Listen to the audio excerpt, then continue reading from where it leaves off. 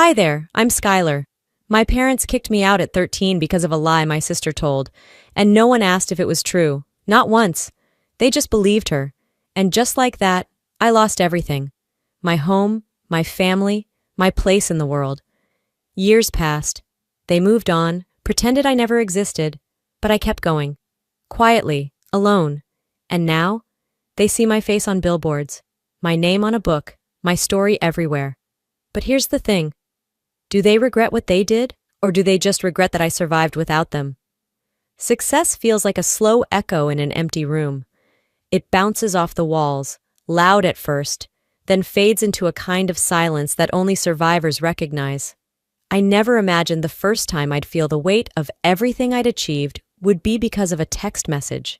It wasn't congratulations. It wasn't anything personal. It was just a name. Mom. Lighting up my phone after over a decade of absolute silence. I stood still, the phone buzzing again in my hand, and for a second I couldn't even remember the sound of her voice. But my fingers shook. My chest tightened. I didn't open the message. Instead, I sat on the edge of my bed and stared at the name, as if it might change, as if maybe I was mistaken. I wasn't. That name cracked something. It made my chest heavy, like I'd swallowed stones. I hadn't thought about her in months, maybe years. Not really. I'd built a life, my own apartment, my own business, my own people, but her name made it all collapse inward like a trapdoor under my feet. And just like that, I was 13 again. Back in Boise, back in that suffocating house with walls that whispered things I wasn't supposed to hear. Back with Marla, my twin sister. Everyone always thought twins were supposed to be close. Two halves of one soul, but if that were true, Marla had swallowed her half of mine and smiled while doing it. We looked alike. That's where the similarities ended. I was loud, curious, always outside riding my bike, always asking questions. She stayed quiet, glued to books she didn't read, listening at doors she wasn't supposed to be behind. I had friends. She had followers. No one noticed that difference but me. Our parents, especially my mother, treated her like she could do no wrong. It didn't matter that I made the volleyball team, or that my English teacher said I had the sharpest mind in class. At home, I was the screw-up. Marla got gold stars just for existing. I got lectures for breathing too loud. That day at school, everything shifted. It was after lunch, and I was walking back to class when Mrs. Carmichael, the assistant principal, called my name over the intercom. My stomach dropped. I hadn't done anything. At least I didn't think I had. I remember walking down the hallway, my sneakers squeaking on the floor, and every step felt heavier than the last. The counselor's office smelled like coffee and panic. Inside sat Principal Jansen, arms folded, face stiff. Next to him, a counselor I barely knew and the boy from math class, Ethan, awkward and red-faced. They showed me screenshots from a phone, explicit texts, my name, my picture. I couldn't breathe. I didn't write these, I whispered. My voice barely existed. That's not my phone. I've never even had his number. They didn't believe me. Not really. Ethan mumbled something about not wanting to get anyone in trouble. My heart thudded so loudly in my ears I missed half of what they said next. Suspension? Investigation? My parents would be called. I remember standing up too quickly, feeling the world tilt. When I stepped out of the room, I saw Marla standing in the hallway. She was leaning against a locker, arms crossed. She didn't even flinch when our eyes met. In fact, she smirked, that half smile, half sneer. I felt something inside me shatter. That evening I tried to explain. I sat at the kitchen table while my dad stared at the wall, and Mom cleaned the same spot on the counter for 20 straight minutes. They're wrong, I said. It's not true. I didn't send anything. Mom turned to me like I'd insulted her personally. Marla would never do something like this, she said without even blinking. I hadn't mentioned Marla. Hours later, I left my room to get water and stopped cold in the hallway. The lights were off. Their bedroom door was cracked open. I heard Mom's voice, low but sharp, like a blade pressed against skin. I can't deal with her anymore. Marla's the only one I can trust. The other one? She's just trouble. I didn't cry. I didn't move. I just stood there, barefoot on the hardwood floor, feeling like a ghost in my own house. Maybe I already was. After that night, nothing was the same. Marla walked through school like royalty. I shrank. Teachers looked at me with pity or suspicion. My friends drifted off, one by one, avoiding eye contact like they might catch something from me. I stopped speaking in class. I stopped showing up to practice. I started eating lunch in the girls' bathroom. That stall became my only safe place, cold tile walls and all. One afternoon, Miss Glassman handed me an envelope. Suspension, official. It wasn't the school that broke me. It was the silence at home. The fact that when I showed my mom the letter, she didn't ask if I was okay. She didn't even look at me. I kept that suspension letter tucked inside my math textbook, pretending I might still need it someday. Like maybe someone, somewhere, would finally care to read it and realize they were wrong. But no one asked, and no one looked. The envelope stayed sealed. My world, however, didn't. The house felt smaller almost overnight, like the walls had decided I didn't deserve space anymore. It wasn't just that I couldn't return to school. It was that home had shifted from cold indifference to something far more calculated. My mother didn't scream. She didn't slam doors or throw dishes. She just made sure I knew I wasn't welcome in my own life anymore. "You'll stay in your room until you learn to act like your sister," she said one morning, not even bothering to turn and look at me while she folded a dish towel. Her tone was flat, efficient, like she was talking about a grocery list. "Act like a liar?" I mumbled. Wrong move. Her eyes narrowed just enough to make the air in my throat freeze. "Don't push me, Skylar." I wasn't allowed past the hallway. No television, no phone. My laptop disappeared. When I asked about it, my dad shoved his hand in the air and muttered, "Don't make this harder than it has to be." That was his thing. Passive threats. Emotional landmines disguised as reason. By day 3, my door was gone. Literally unhinged and dragged into the garage like it had committed a crime. In its place, my dad had taped a paper sign written in red marker. "Restricted area, do not enter." I stood in front of it for a full minute before going back inside. My room wasn't a bedroom anymore. It was a punishment cell. Food was left outside on paper plates like I had some kind of disease. The only contact I had with my parents was the sound of footsteps coming and going. Marla's voice floated down the hall every evening. Fake laughs, loud compliments, some new show she was watching with Dad. She even called him Pops now, like she was in on a private joke I didn't get to hear. The worst part wasn't the cruelty. It was the control. The eerie silence in place of answers. I scratched a question into the corner of my wooden desk with the tip of a pen. Am I even their daughter?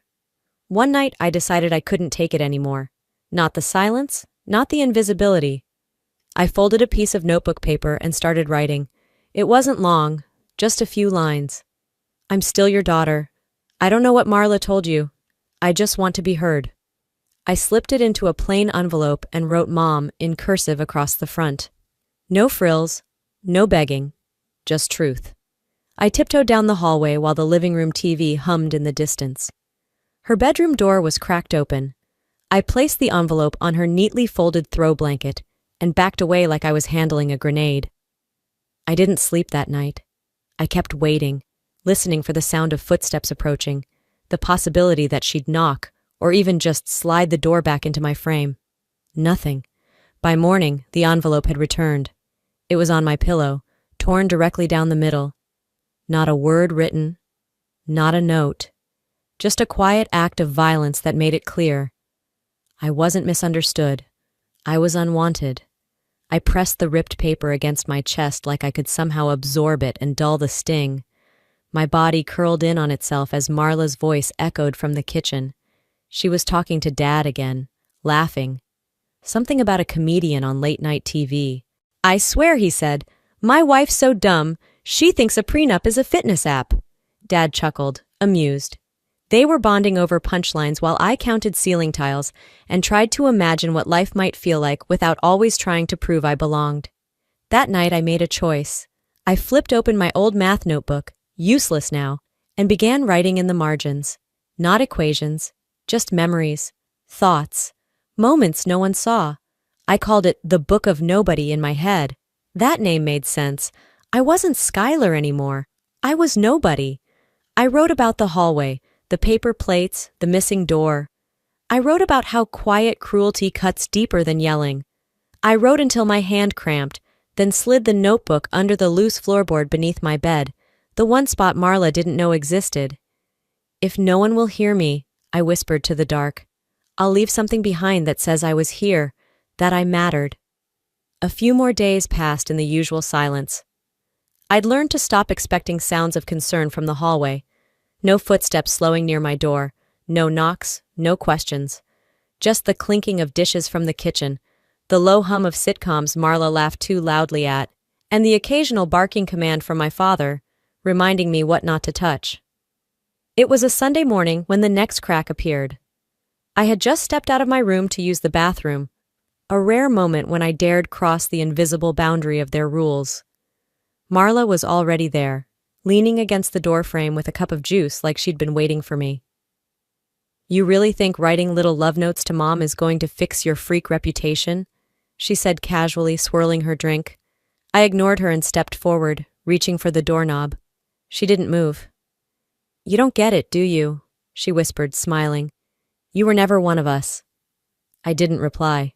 I pressed my shoulder slightly, nudging past her, not shoving, just enough to squeeze by. She gasped dramatically and dropped to the floor like a rag doll, letting the cup spill across the tiles. Ow! She pushed me! She did it again! She cried out loud and trembling like she was auditioning for a crime show. I froze. My hand was still on the bathroom door. I hadn't even looked at her. An hour later, my mother appeared at my door. No knock, no warning. She stood in the frame, holding an ice pack against her temple like a crown of accusation. You shoved me into the doorframe, Skylar, she said coldly. My head snapped up. What? Marla said you were angry. You shoved past her. She said you've been unstable. Then when I asked you to explain, you lashed out. You hit me. I shot up from my mattress. I didn't touch you. Are you kidding me? My father's voice boomed from behind her. You've crossed the line. He shoved past both of us and yanked open my closet door. Get your things. What? No, please, just listen to me. He was pulling clothes off hangers and tossing them into my old duffel bag. No folding, no care. Like I was already gone. I ran to grab his arm. I didn't do anything. You're a threat to this house, he growled. To your own mother. She's lying, I cried, pointing toward Marla's room. Ask her to say it to my face. My mother didn't speak. She stood behind him like a shadow, arms folded, expression carved from concrete. I wanted to scream, but my throat was closing. The panic sat hot in my chest, rising like bile. I tried again. I begged, please, Mom. She turned away. I sank to the floor, knees hitting hardwood, sobbing into my hands as the zipper of my duffel closed behind me like a prison door. As my father stormed out, I reached for my phone. Somehow it was still in the drawer. Maybe they'd forgotten it. My fingers trembled as I opened the screen. Marla had posted her latest masterpiece. Abusers belong behind locked doors or out in the street. Over 400 likes. Comments flooding in. Stay strong, girl. You're so brave for speaking up. She's toxic. You don't deserve that. I dropped the phone onto the bed like it burned. She'd gone public. She wasn't content ruining me at home. She wanted an audience. I didn't have anyone to call. Not really. So I did the only thing I could. I slipped outside, crossed the street barefoot, and knocked on Mrs. O'Neill's door. Her eyes widened at the sight of me. Skylar, honey, are you okay? Can I use your phone? Minutes later, Grandma Eloise's voice cracked through the speaker. I'm coming right now. She arrived in 15 minutes flat, storming into the yard like a hurricane dressed in orthopedic shoes and a windbreaker. Where is she? She asked. Where's Denise? My mother emerged from the porch, arms crossed. She can't stay here anymore, she said bluntly. She's unstable. Eloise's jaw tightened. She's your daughter, Denise. She's not safe. My father appeared behind her. She can take her, but she's not coming back. Eloise squared her shoulders. You think treating your own child like garbage makes you better? Richard, if you weren't my son-in-law... He cut her off with a sneer. You say one more word, and I swear I'll call CPS on you for interfering. That was it. Eloise turned, her voice soft now. Let's go, Sky. I didn't argue. I didn't even grab the duffel, just my backpack. No one stopped me. No one apologized. No one even looked up. The door closed behind me, and I didn't flinch. I climbed into the passenger seat, still trembling, as Eloise drove in silence. We passed the school, the park, the gas station where Dad used to take us for ice cream. None of it felt real anymore. My hands clutched the straps of my backpack like they were the only things tethering me to earth. In the rearview mirror, my house got smaller and smaller, like it couldn't disappear fast enough. The first night at Eloise's house, I barely moved. I curled up on the pull-out couch like a stray animal that didn't know if the new shelter was safe or just temporary. The silence wasn't as sharp as it had been in my parents' house. It was softer here, the kind you fall asleep to. Still, I didn't. Over the next few months, I built a routine. Wake up before Eloise, fix my own breakfast, walk to school, keep my head down, come home, study, eat quietly, sleep, repeat. She never asked questions unless they mattered, like whether I wanted chicken or meatloaf, or if I remembered to take the trash bins out. That was the kindness I hadn't realized I'd needed. But healing isn't instant, and comfort isn't a cure. Even in a safe place, shame clung to me like smoke. I walked through the hallways of my new school, with my shoulders curved inward, like I was trying to take up less space. My new classmates had heard things. Rumors spread fast, even in towns that barely knew your name. One Monday, I opened my locker to find a sticky note. She hits Mom's, stay clear. I didn't report it. I peeled it off, crumpled it, and tossed it. My skin burned, but I said nothing. The whispers got louder as the days passed. I caught pieces. That's her, Skylar something. She pushed her mom into a wall. Wasn't she in juvie or something? I never corrected them. What was the point? My own family hadn't defended me. Who would believe me now? Then, during lunch one day, a girl with bright orange nails leaned across the table and smirked. So, she said, loud enough for the next 3 tables to hear, how's life outside the detention center?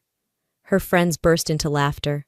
I stood up without a word, carrying my tray to a corner seat near the vending machines, my new safe zone. It wasn't a stall, but it felt just as isolated. Despite it all, I kept my grades up. Straight A's. No skipped classes. I refused to give Eloise a reason to regret taking me in. She never asked for anything, so I never asked for help. That was the silent agreement we lived by. But even engines burn out if you run them too hard. One afternoon, somewhere between biology and history, I remember standing up from my desk and then... nothing. Just a sharp, muffled thump. By the time I opened my eyes, the nurse was hovering over me and my classmates were gone. They said I'd fainted, said I looked pale, said it was probably dehydration. I knew better. They called an ambulance anyway. At the hospital, under the white blue lights and sterile scent of sanitized everything, I laid still while nurses checked my vitals and whispered about exhaustion. One of them said something about malnourishment. Another asked if I'd been skipping meals. Eloise arrived 20 minutes later, face drawn and silent. She sat beside my bed and held my hand while the doctor talked. And then she did something I didn't expect. She pulled out her phone and called my mother. I could hear the ringing, the click, and then Denise's voice, sharp and unbothered, coming through the speaker. She's at the ER, Eloise said. She collapsed.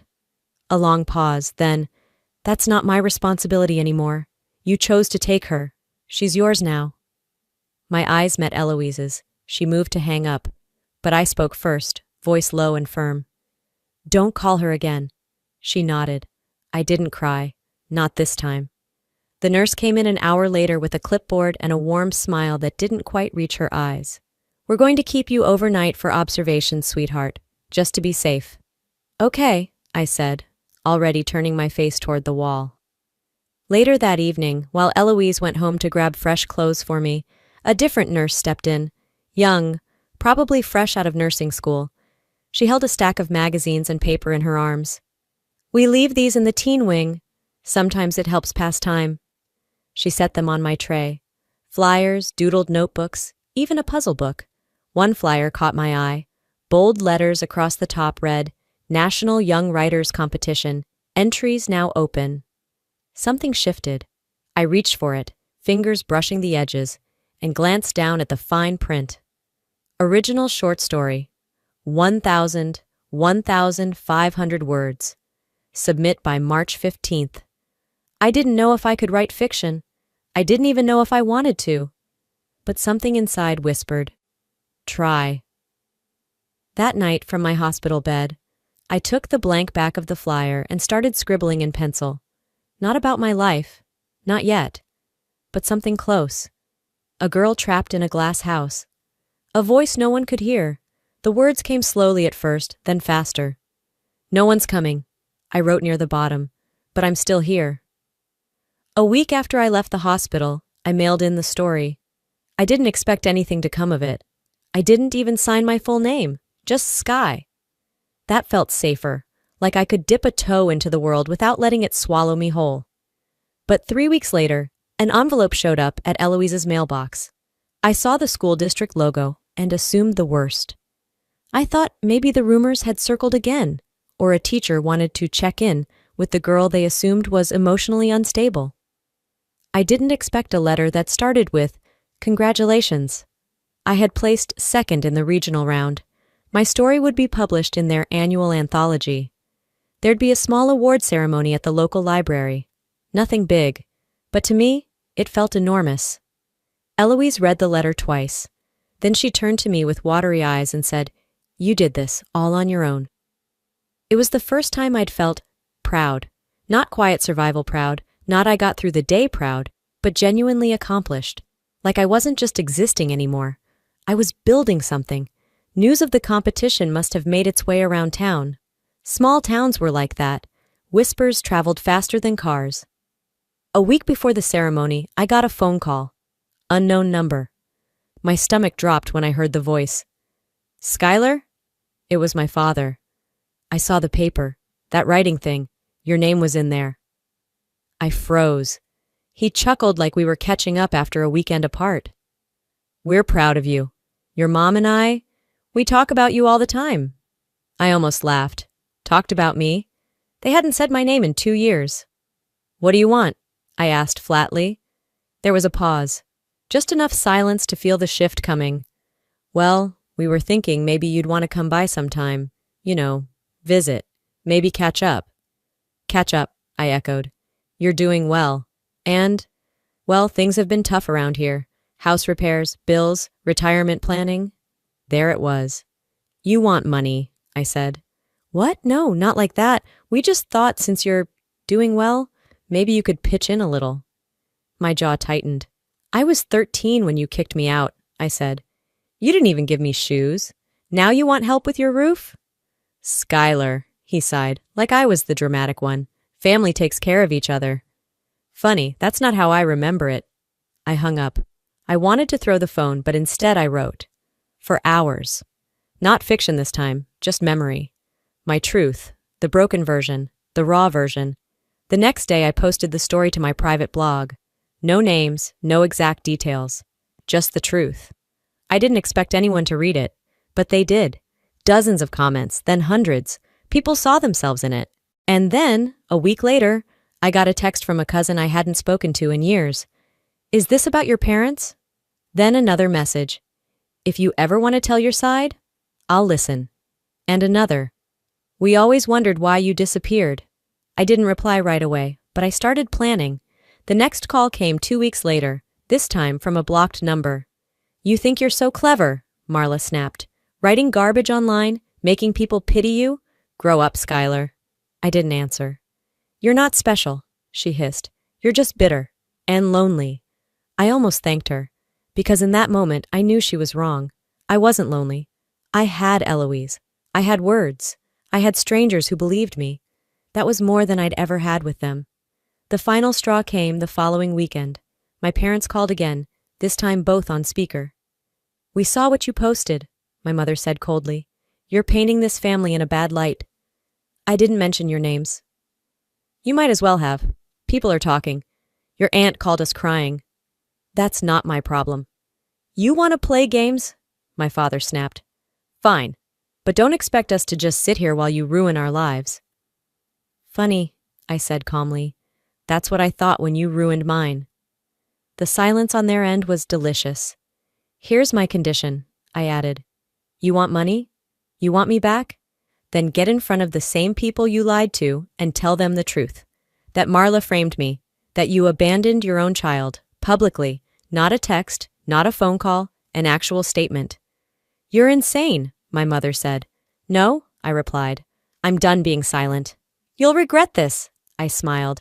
I already regretted trusting you. There's nothing left to lose. And with that, I blocked both numbers. Then I opened my laptop and started drafting an email. Not to my parents. To every relative they had ever poisoned against me. I attached screenshots. I laid out the timeline. I told the story the way it had always happened. And at the bottom, I added, I'm not asking you to pick sides. I'm just finally speaking. I hit send. And for the first time, I didn't flinch. By the time I turned 26, Seattle felt more like home than any place I'd ever known. It was gray, sure, rainy and cold, but something about the air felt honest. I'd built my life here piece by piece, freelancing, then landing a steady job with a digital agency, then going viral for a video I almost didn't post. The clip was simple. Me speaking on branding for trauma survivors at a local seminar. A friend recorded it and uploaded it to LinkedIn without telling me. Overnight it spread. People called me brave, authentic. Some even said my words helped them find their voice. Then came the messages. I always knew you'd make something of yourself. So proud to be related to you. We should catch up sometime. Coffee? I didn't answer any of them. Too many of those names belonged to people who stayed silent when I needed noise. But one message stopped me cold. Marla, just one line. I lied, but that was 15 years ago. Move on. I stared at it for a full minute. Not shock, not even rage, just a strange, cold stillness. Like someone had opened a window in winter and the draft was creeping in. That was it? A casual confession, like she was admitting to stealing a slice of cake. Not years of character assassination? I didn't reply. Instead, I opened a note on my phone and typed a memory I hadn't let myself revisit in years. I was 9. I'd won a spelling bee at school, gold ribbon, awkward photo, the whole deal. I came home clutching the prize like it was a medal from the Olympics. The ribbon disappeared that night. Marla walked into the kitchen the next morning holding it casually. Found this under my bed, she told Mom, grinning. Mom beamed at her. You're so neat, she said. Unlike your sister, always losing things. I hadn't lost it, she stole it, and that's how it always went. She lied. I got punished. She smiled. I disappeared. That night I opened a new draft in Gmail. Subject, truth, no apologies. I wrote the email slowly, choosing every word with the precision of a scalpel. I didn't rant. I didn't beg. I attached the screenshot of Marla's message, her casual admittance. Then I walked them through everything. The fake messages, the expulsion, the years of silence, the moment my mother shredded my letter like it was trash, the time my father said I was a threat to the house. I wasn't asking for an apology. I wasn't looking for revenge. I ended it like this. Silence is not neutral. If you choose not to see what happened, you're choosing the side that caused it. Then I hit send. I expected nothing. Maybe a few unsubscribes. More silence. But the replies came quickly. A cousin I barely remembered. I had no idea. I'm sorry. An uncle. Your mother said you ran away. I'm sick reading this. Even Aunt Lila, who used to give me cough drops like candy, wrote, Thank you for telling the truth. Marla blocked me on everything the next day, and that was confirmation enough. But the real surprise came 2 days later, on a Thursday morning when I was drinking bad office coffee and reviewing website analytics. An email pinged my inbox. No subject, but bolded with legal flair. Cease and desist from my parents' attorney. Apparently, they believed my blog and the disparaging statements in my recent email violated their right to reputation. I laughed, out loud, right there in the middle of my open plan workspace. Maya from the next desk raised an eyebrow. You okay? I just got sued by my parents, I said too calmly. She blinked. Like, real sued? Allegedly. Damn, she muttered. They must really not want the truth out. They don't, I said, but it's already out. That night, I didn't panic. I didn't pace. I drafted my response like a woman who'd been building to this moment her whole life. If they wanted war, I was done playing fair. 3 weeks passed. The cease and desist threat sat unread in a folder named Closure. Not because I was ignoring it, but because it had no weight. I wasn't scared of letters anymore. I'd been silenced in deeper ways than paper ever could. That Friday afternoon, I was halfway through editing a client's pitch deck when a notification popped up. Instagram DM from Courtney S. The name sounded vaguely familiar. I clicked. Hey Skylar, don't know if you remember me. We had English together sophomore year. I just wanted to say, I always thought your sister made that up. She told people you hit her, but I never saw anything. I never saw bruises. I always wondered. Below it, a grainy screenshot. Marla's message to Courtney, dated October 2009. Haha, I faked that so good. She didn't even touch me, but you should have seen Dad's face, total Oscar-worthy moment. I stared at it. My stomach didn't drop. My hands didn't shake. I just felt confirmation. Like a ghost I'd spent years trying to convince people was real had finally spoken on tape. I saved the image. Then I called my cousin Kaylin. She was one of the few relatives who hadn't chosen sides, who'd kept her distance, but never closed her heart. When she picked up, I didn't explain everything. I just forwarded the screenshot. 10 seconds of silence. Then, you need to send this to everyone. All of them. They deserve the full picture. I hesitated. My voice lowered. What if it just makes things worse? She didn't pause. They made it worse by lying. You're just undoing the knots. That night, I drafted the message, attached the screenshot, included a brief sentence. This message isn't meant to hurt anyone, just to clarify what I endured in silence. I don't need your approval, but if truth matters to you, this should matter too. I hit send. Within hours, I saw movement, notifications lighting up. Aunt Karen unfollowed Marla. So did Uncle Brad. Even Denise's best friend, who once called me ungrateful, removed every trace of Marla on social media. Someone forwarded the screenshot to Marla's company. Monday morning, her employer posted a cryptic status. We hold our team to high standards of integrity. Anything less does not reflect our values. 2 hours later, Marla's name was scrubbed from their website. Denise tried to post some vague defense. Family business should stay in the family. But it backfired. Hard. Aunt Donna replied, so should family betrayal. I didn't post anything. I didn't need to. I just watched it all unfold with the same stillness I used to sit with in the girls' bathroom years ago, only this time the door wasn't locked, and I wasn't hiding. Then came the invitation, a family dinner, not formal, not holiday-related, just a gathering. I wasn't sure if it was a trap or an olive branch, but I went. It was at Aunt Lydia's. Small kitchen, big windows, nervous tension you could slice with a butter knife. I said nothing for the first 30 minutes. Let them talk about casseroles and sports and the weather like nothing ever happened. Then Uncle Darren cleared his throat. He wasn't loud, but the room went quiet anyway. We didn't believe you, he said. Back then, that was wrong.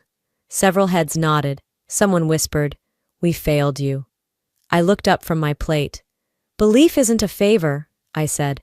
It's a responsibility, especially when silence costs someone their entire childhood. No one replied, but no one looked away either. Later I stepped outside.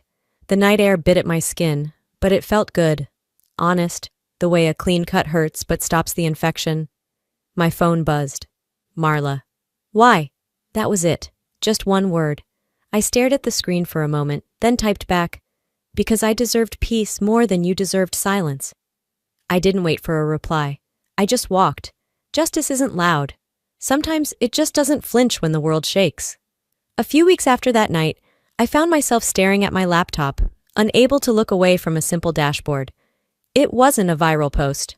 Not then. It wasn't even tied to my name. It was a quiet blog I'd launched under a pseudonym, The Glass House Girl. No photos, no tags. Just a story called The Sister Who Lied. I hadn't shared it. Not once. I'd written it in the dim glow of a kitchen lamp at 3 a.m. after waking from a dream where I was 13 again, yelling, I didn't do it! And no one turned around. But someone found it, then someone else. It showed up in survivor forums, quoted like scripture. The truth didn't set me free. It made me strong enough to walk away. Then it made its way to Reddit, and TikTok, and Twitter, under threads like #FamilyBetrayal and #HealingThroughTruth. At first, I didn't want to be known. I just wanted someone, anyone, to see me the way I had never been seen. But anonymity, like silence, can only protect you so long before it starts to feel like hiding. When a complete stranger emailed me a screenshot of the post captioned, "Did you write this? I think I needed to read it today." I didn't answer right away, but when the third email came with just 3 words, "You saved me," I logged into LinkedIn, took a breath, and wrote, "Yes, this is my story, and I survived it." I hit post. By the time I finished lunch, it had 9,000 views. That night, it hit 45,000, then 78,000. I stopped counting after that, because the views weren't what mattered. It was the messages. Some said, "This happened to my brother." Some wrote, "I'm 60, and I thought I was crazy until now." Some just wrote, "Thank you." I thought I'd feel exposed. I didn't. I felt anchored. For the first time, I wasn't just reacting to pain, I was repurposing it. Then, a message came through from someone named Ben Rivers, editor, New York. "Your voice is lightning in a bottle. I think this story needs to be a book." I stared at it for a long time, not because I didn't believe him, but because I'd never let myself imagine that far. A book? About this? About me? Would it feel healing, or would it feel like reopening the wound? I called Eloise that night. She was halfway through folding laundry, but she stopped when I said, "What if I wrote it all down for real this time?" She didn't hesitate. "If it helps someone else not feel crazy, it's worth it." I called Ben back the next day. "I'll do it," I told him, "but on one condition. Name it. No sugarcoating, no soft focus. If we do this, it's raw, honest, full truth."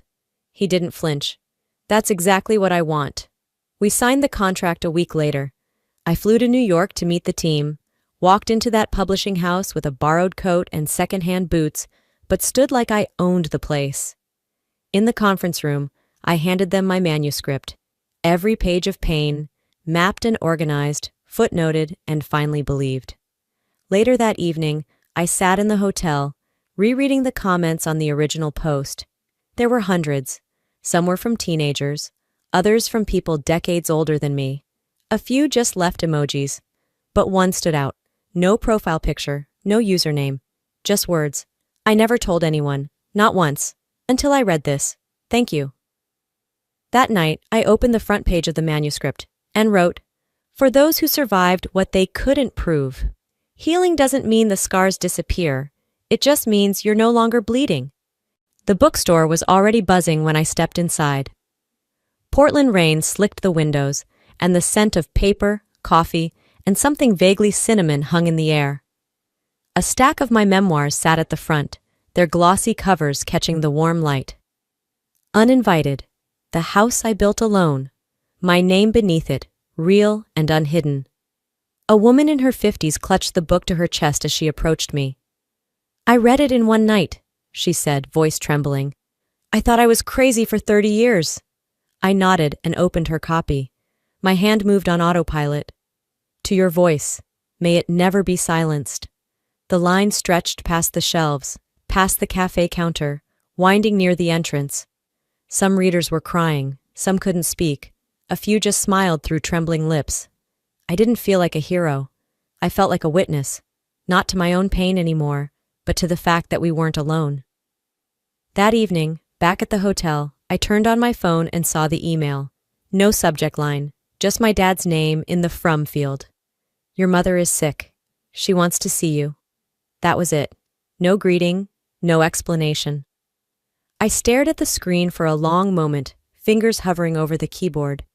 Then, slowly, I typed, "I hope she finds peace. But I'm not the cure for her guilt." I didn't send it. I didn't need to. Forgiveness doesn't always end in reunions. Sometimes it's just letting go of the hope for a better apology. I closed the laptop and sat by the window, watching the street below blur under the rain. Somewhere in that same town, my parents probably sat in the same house, in the same chairs, maybe even saying my name, but not in love. Only in absence. I didn't need to go back. News had traveled. Marla had moved out of state after the social fallout. No public statement. No court case. Just disappeared. Her job no longer listed her on their website. The applause was gone, and all that remained was the hush that follows truth. As for Denise and Richard, they stayed put, still in that beige house in Boise, same curtains, same porch swing. But I'd heard they don't host family dinners anymore. They rarely get visitors. And when my name comes up, it's not with pride. It's with a grimace, like someone remembering a wound that never quite healed right. It's not revenge. It's reality. 6 months passed like a breeze after a storm, calm, but never quite still. Next week, I was flying to Boston. I'd been invited to speak at a national trauma recovery conference. Keynote. I packed light. Just one suitcase and my old notebook, pages now full of scribbles, tear stains, and things I never thought I'd say out loud. Eloise stood at the curb when I loaded the car. She hugged me, tightly and without ceremony. "You didn't just survive, Sky," she whispered. "You lifted the whole storm off your shoulders." I smiled into her scarf. "And now I get to help others weather theirs." As the car pulled away, I watched her grow smaller in the rear view. Not because I was leaving her behind, but because I was carrying her with me. Her strength, her faith, her belief in the version of me that didn't need anyone's permission to speak. At the airport, I opened my phone one last time and scrolled to the bookmarked quote I'd saved years ago. "You are not what they did. You are what you decide to become despite it." I never needed revenge. I just needed to remember that my life was still mine. You know, for the longest time, I thought healing meant fixing everything. Repairing the relationships, earning back the love I never truly had, forcing closure where none existed. But I've learned something else, something truer. Healing isn't about returning to what broke you. It's about building something stronger from the pieces. If you've ever been silenced, shamed, or made to feel small by people who should have lifted you up, I want you to hear this. You still matter. Even when they don't say sorry, even when no one shows up, you matter. What we survive doesn't define us. What we choose to become after does. I didn't write my story for revenge. I wrote it so someone else wouldn't feel as alone as I once did. If that someone is you, then I'm glad I kept going. So now I'd love to hear from you. Have you ever been blamed for something you didn't do? Have you ever found strength in your silence or in finally speaking? Let's talk in the comments. Drop a 1 if this story touched you, or tell me where in the world you're watching from. If you disagreed with anything, tell me that too. Let's have a real conversation. And hey, if you want more true stories that hit where it hurts and heal where it matters, go ahead and subscribe to this channel. Hit the bell so you don't miss what comes next. Your story matters. Don't ever let anyone tell you otherwise.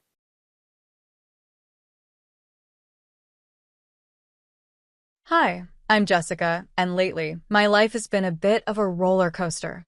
Honestly, I never thought I'd be sharing all of this, but sometimes life throws surprises your way when you least expect it. I'm 31, and I work as a marketing executive. Up until recently, I thought I had everything pretty much under control. I married my college sweetheart, Noah, just over a year ago. We were on top of the world, and life seemed perfect. Not long after we got married, we found out I was pregnant. It was our little secret, and we were over the moon with happiness. I remember one evening when I just couldn't hold it in any longer.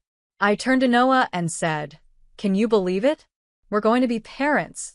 I could barely keep my excitement in check. Noah pulled me into a big hug, his eyes shining with joy. "I know, Jessica. It's amazing. But let's keep it quiet for now, at least until after the first trimester," he said gently, reminding me of the need to be cautious. I nodded, understanding, but keeping such a huge secret was harder than I'd imagined. The excitement was bubbling inside me, especially when we were around Noah's family. Oh, Noah's family. Let me give you a little picture of them. There's Lisa, my mother-in-law, who still believes her son needs constant care and mothering, even though he's an adult and married now. Then there's Terry, Noah's dad, who is about as involved in family matters as the armchair he sits in. And then there are Noah's siblings. His sister, Janet, looks at me like I somehow stole her most prized possession, and his brother, Brian, barely acknowledges my existence. Let's just say family gatherings are always an interesting experience. Take last Sunday's lunch, for example. We were all sitting down to eat when Lisa looked over at Noah and said, "Noah, honey, your shirt is wrinkled."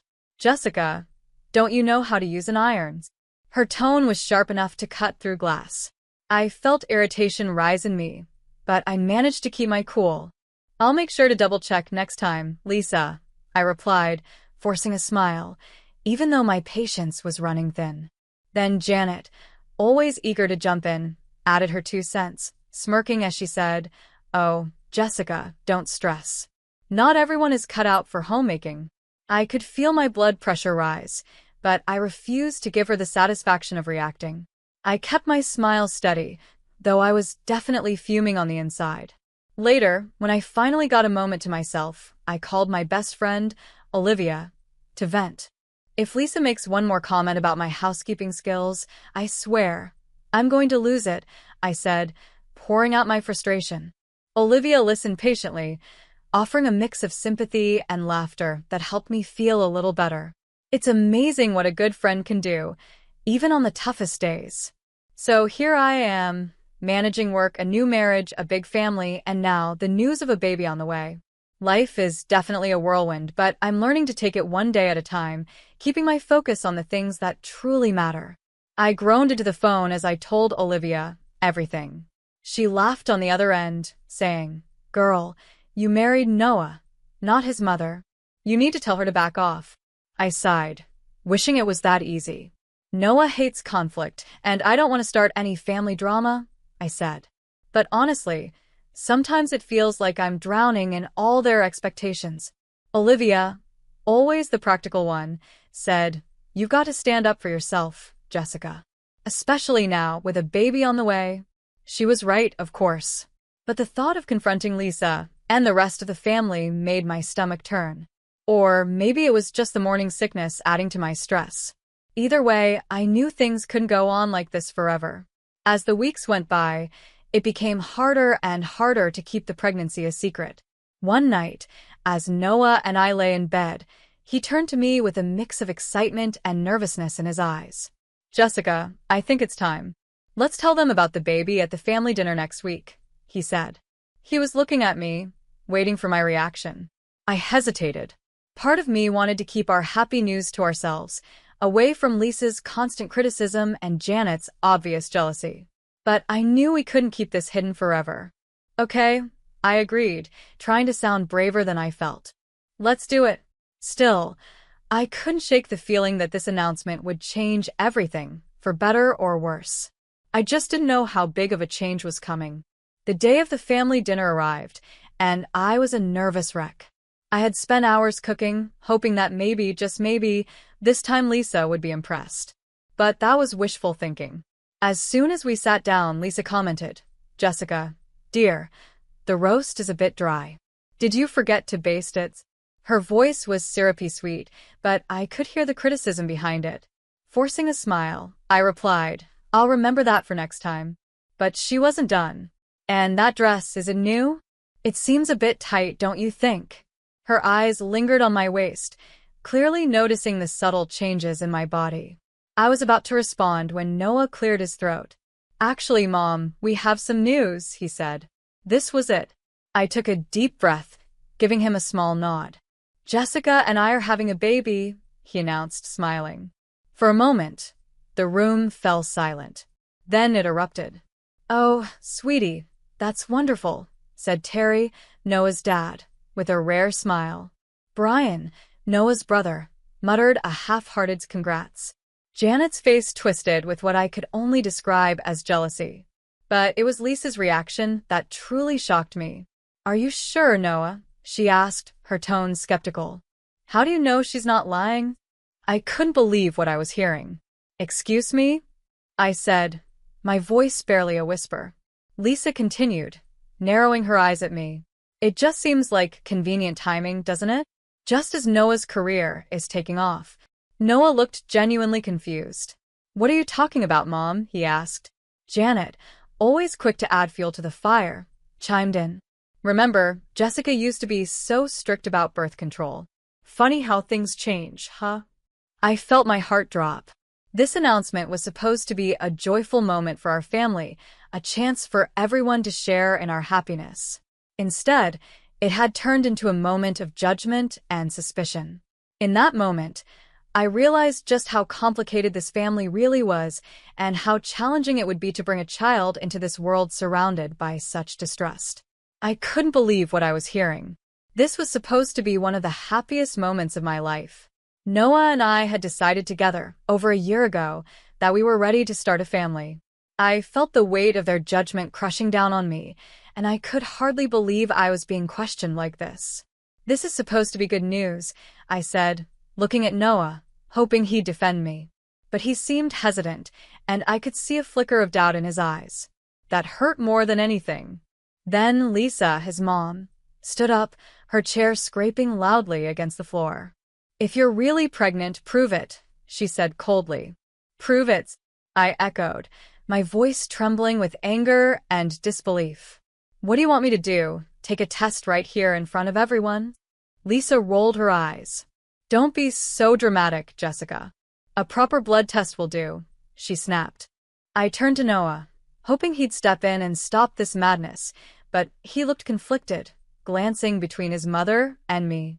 Then, to my shock, he said softly, maybe it's not a bad idea, Jessica. Just to put everyone's minds at ease." My heart felt like it had shattered into pieces. How could he even consider this? How could he question me like this? I took a deep breath, my world spinning. "This is insane. I'm leaving," I said, turning to go. But Lisa moved in front of me, blocking my way. "Not so fast. If you walk out that door, we'll all know you're lying," she sneered. "Get out of my way, Lisa," I said firmly, trying to push past her. But then, everything happened so fast, and yet it felt like slow motion. Lisa suddenly shoved me, her hands pushing me backward. I stumbled, trying desperately to regain my balance. I saw Brian, Noah's brother, reaching out, trying to catch me, but it was too late. I fell backward, tumbling down the stairs. Everything went black. When I finally came to, I was lying on a stretcher in an ambulance, tears streaming down my face as the memories replayed in my mind. Lisa's harsh face, Janet's smug look, Noah's silence, and Brian's desperate attempt to grab my arm. My mind was spinning with one terrifying question. Would my baby be okay? The ambulance sped to the hospital, and soon, I was surrounded by doctors and nurses. Their voices were a blur as they moved around me, checking my vitals and asking questions. All I could focus on was my overwhelming fear for my baby. I blinked awake later to the steady beep of monitors. A doctor was standing beside my bed, smiling gently. "Mrs. Thompson, you're awake. Good news, the baby is safe. You're both going to be okay," he said softly. A wave of relief washed over me, but it was quickly replaced by anger and hurt. How could this have happened? How could Noah's family doubt me? And worse, how could Noah himself have doubted me? I knew that things could never go back to the way they were. As I lay there, recovering, one thought filled my mind. I had to protect my baby, no matter what. And I wasn't sure if I could ever truly trust Noah or his family again.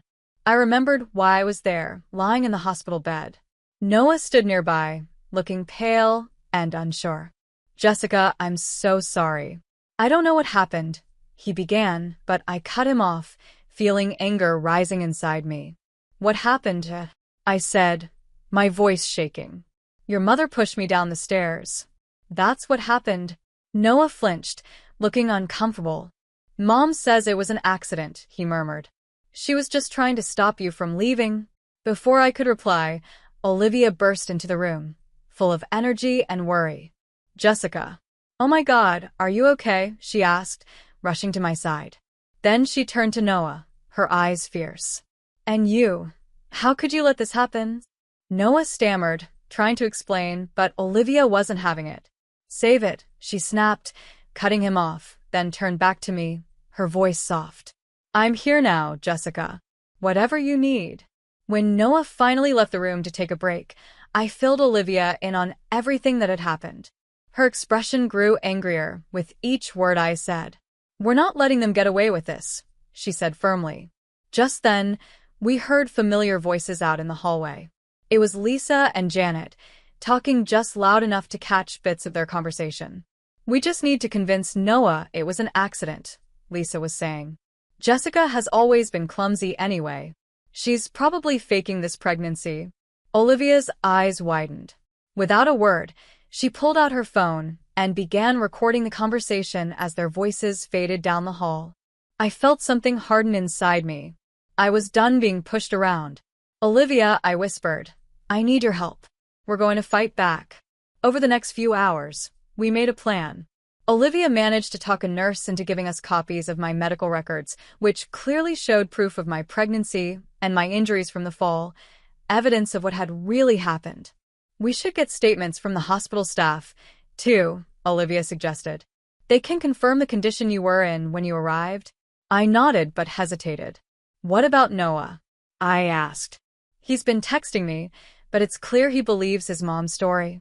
"Forward me the messages," Olivia said, her voice strong and determined. "It's all evidence, Jessica." She got to work, gathering everything we needed. Then I made a call I never thought I'd have to make. "Hello, is this the office of Diane Morgan? I need to speak with her about a domestic abuse case." A little while later, Olivia returned, looking pleased. "Got it all, the medical records, staff statements, and that lovely recording of Lisa and Janet plotting," she said. I took a deep breath and looked at her. "Olivia, I've made a decision. I'm leaving Noah." She looked at me gently. "Are you sure?" "Yes. I have to for my baby's safety and for my own peace." Just then, Noah walked back into the room, looking nervous. "Jessica, can we talk?" "Mom wants to come and apologize," he said, sounding hesitant. "No, Noah, we can't talk," I replied firmly. "And no, she can't come. I'm done." Noah looked shocked. "What do you mean?" "I mean I'm leaving," I said, feeling a wave of calm wash over me. "I can't be part of this family anymore, Noah," I said, trying to keep my voice steady. "It's not safe for me or our child." Noah's face was a mix of confusion and pain. "But Jessica, we can work this out. Maybe it was all just a misunderstanding." Olivia, standing beside me with a firm expression, interrupted him. "She said she's done, Noah. You need to respect that," she said, her tone unwavering. Noah looked stunned as he slowly left the room, the door closing softly behind him. I felt a mixture of sadness and relief wash over me. Leaving wouldn't be easy, and I knew the road ahead would be tough. But for the first time in days, I felt a small spark of hope. Turning to Olivia, I whispered, "What now?"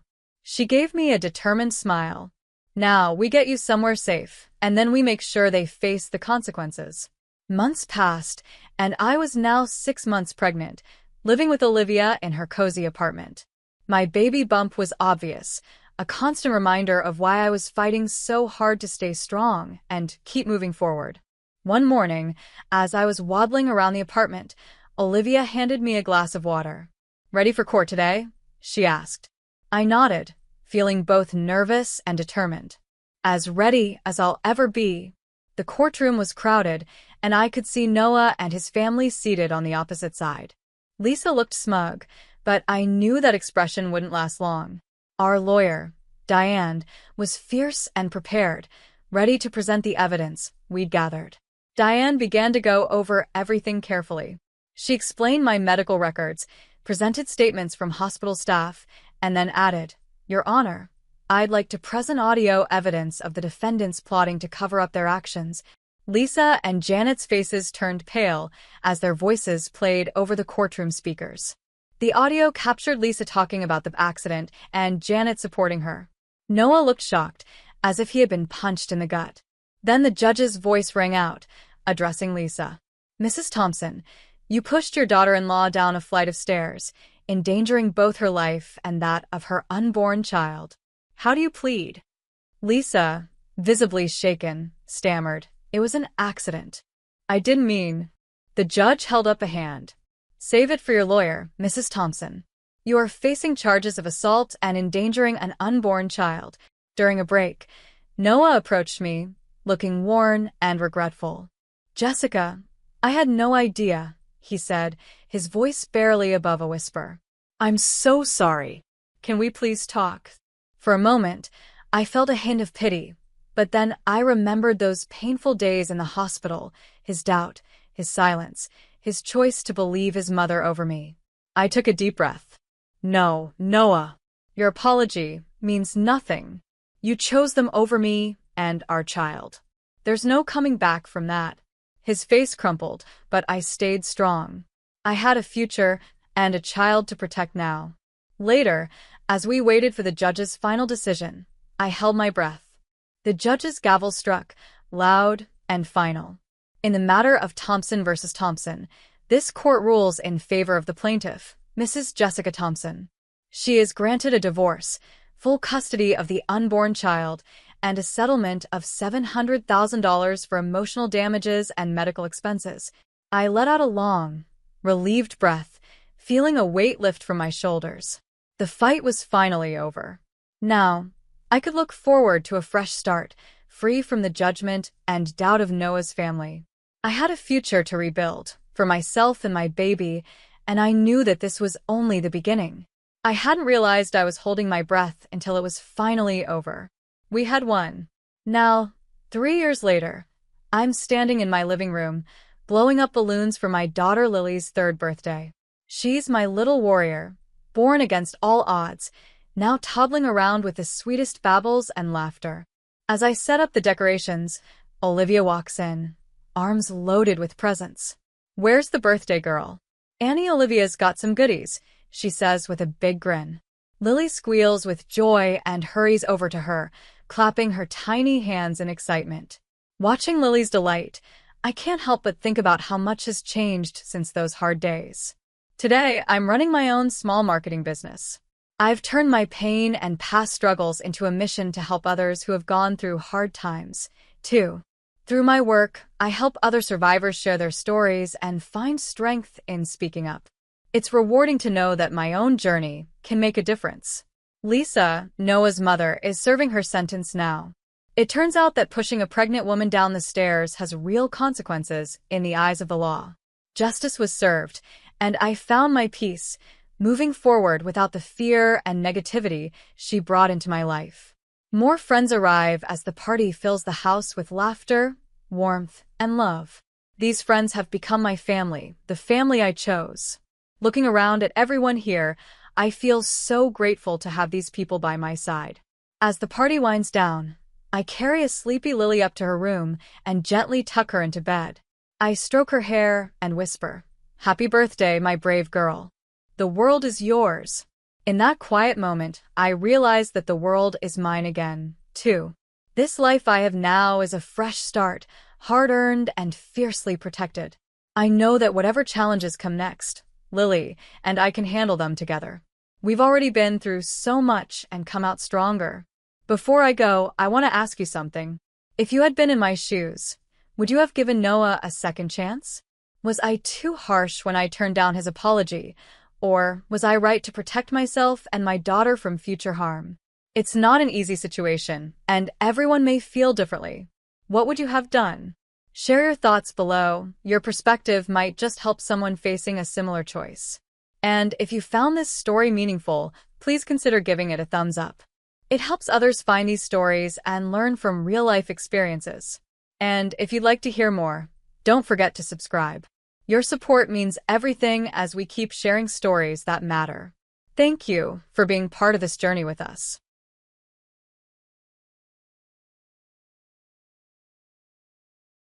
My name is Emma. I'm 28 years old now. I have a good job, my own place, and enough money to live comfortably. But getting here wasn't easy. The journey was full of ups and downs. It all started when I was 16. That's when my mom passed away. My dad tried to stay strong, but I could tell he was struggling. Then, less than a year later, he gave me some surprising news. "Emma, I'd like you to meet Janet," he said one night in the kitchen. He was standing next to a woman who looked only a little older than my cousin. "We're getting married." Janet was at least 16 years younger than my dad, and she had a daughter named Julie, who was 6 at the time. From the beginning, Janet didn't treat me well. She acted like I didn't belong in the house. She wouldn't even say hello, when we passed in the hallway. And when I walked into a room, she'd start whispering to Dad. But Julie was different. She was full of energy and used to run into my room at all hours. "Emma, can we watch SpongeBob?" she'd ask, already jumping on my bed with her stuffed penguin. I loved those moments. I had always wanted a little sister, and for a while, it felt like maybe something good could come out of all this. But things changed. It started slowly. Julie stopped visiting me after school. Then, she made excuses when I asked if she wanted to hang out. One day, I heard Janet talking to her in the kitchen. "Honey, you don't need to spend so much time with Emma," Janet said in a sweet voice. "She's not really your sister. She's just your father's other daughter." That's when it all made sense. The way Janet acted, the way Julie was pulling away, it was all part of Janet's plan. She didn't want Julie to see me as her sister. And sadly, it was working. I stopped trying. What was the point? Every time Julie looked right through me at dinner or turned away in the hallway, it just hurt more. So instead, I focused on school. I studied hard. When I got a full scholarship to college, it felt like I was finally free. After college, my career took off quickly. Each year brought better jobs, bigger projects, and higher pay. I finally had the life I had always wanted. My own place, nice clothes, dinner at fancy restaurants, and weekend trips whenever I felt like it. No more counting every penny or wearing old clothes passed down from others. Then I got the phone call that changed everything. "Hi, Emma." It was my dad. His voice was soft, like he wasn't sure I'd even pick up. "How are you, sweetheart?" I almost dropped my coffee mug. We hadn't really spoken since I left for college. There were a few birthday texts or holiday cards, but that was it. I always had a feeling Janet was behind it. She always seemed to be around when Dad tried to call, and he'd hang up quickly with some excuse. "I've been thinking," he said when I didn't reply right away. "Maybe we can start fresh, leave the past behind. Come over for dinner this Thursday. Janet would love to see you too." That's when I knew something was off. Janet would love to see me? Really? But I was curious. So that Thursday, I drove over to their house. To my surprise, Janet opened the door with a big smile and even hugged me. "Emma, we've missed you so much." I stood there, stiff and confused. Was I dreaming? This was the same woman who once forgot to tell me that dinner time had changed, leaving me sitting alone at the table. But after that visit, I kept coming back. Every Thursday, we sat in the living room, making small talk about the weather or the local news. It was awkward, but it became a routine. Then, about a month later, the truth came out. "The thing is, Emma," my dad said one Thursday, staring into his coffee cup, "we're having some money problems." Janet jumped in right away. "The house needs a lot of work," she said in a sweet voice. "And the bills are getting out of control. We hate to ask, but..." At first, I helped with small things like the power bill. Then they asked for grocery money. After that, it was home repairs, first a water heater, then the roof, and later a new furnace. Each time they called, they asked for more money. But I kept helping. After all, they were family, right? The only thing that stayed the same through all of it was Julie. Now a teenager, she was the one steady part in this whole mess. While Dad and Janet had changed completely, Julie stayed the same, cold and distant. During my visits, she would sit in the corner of the living room, slouched over with her face buried in her phone. She only looked up to give a quick, quiet hey if someone made her say hello. Sometimes I'd catch her watching me when she thought I wasn't looking. Her face had a strange look on it, not full of hate, but close. I told myself it was just the age gap. She was 18, I was 28. What teenager wants to spend time with their much older stepsister? Maybe if we were closer in age, things would be different. But deep down, I knew that wasn't the real reason. It was Janet. The little things she said and did over the years had built a wall between Julie and me, a wall too thick to break down with money or fake Thursday dinners. Then one Friday evening, while I was going through my mail, my phone rang. It was Janet. Seeing her name usually meant they needed money again, so I took a deep breath before answering.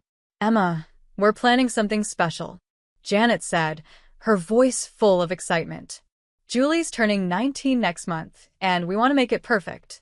Of course, they were short on money. I rubbed my forehead, already feeling a headache. What kind of party are you thinking about? I asked. Nothing too big, Janet said quickly. Just a nice backyard party. Good food, pretty decorations, all her friends. We just want it to be special.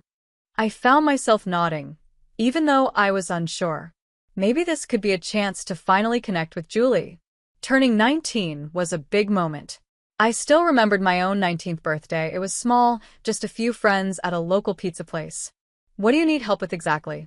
I asked, already opening my laptop. Well, Janet said, sounding unsure. The biggest cost is food and drinks. We want to make sure there's enough for everyone. And you know how teens eat. I pulled up a website for a local catering company I'd used for work. I can take care of the catering, I offered. They're really good, appetizers, full meals, drinks. And their cakes are amazing. I spent the next hour picking out food and planning the menu, all while picturing Julie's face when she saw it. Maybe, just maybe, this would be the thing that finally helped break the ice between us. I even started to feel a little excited about planning the party. But a few days later, Dad called again. Emma, honey, there's something else we need to talk about, he said, his voice serious. It's about the future. I sat down in my favorite chair, knowing this wouldn't be a short chat. What about it? I asked. Well, Julie's graduating from high school soon and she wants to go to college, he said. He paused before continuing. You know how important school is. And, as her sister, I knew where this was going before he even said it. But to my surprise, I didn't feel the usual frustration I felt when they asked for money. Instead, I started thinking seriously about it. How much would college cost? I asked. Well, we were looking at State University, he said, and started listing numbers. But I was already thinking ahead. That night, I sat on my balcony with a glass of wine, going over everything. State University was a good school and not too expensive. I could pay for it without hurting my budget too much. And maybe, just maybe, this could be the thing that finally made Julie see me as part of her family. Right then and there, I made up my mind. I'd announce my gift at her birthday party. I was going to pay for her college education.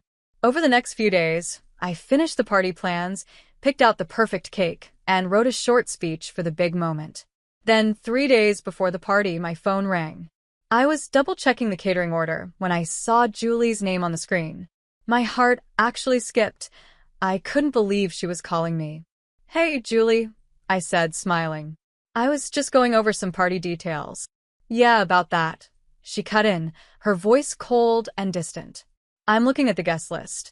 Mom and Dad invited way too many people, so I'm cutting it down. There was a short pause. I'm cutting you from the list too. Her words hit me like a punch. I pulled the phone away and looked at it, sure I'd heard her wrong. What? I said quietly. Julie, I don't understand. I'm your sister. She laughed.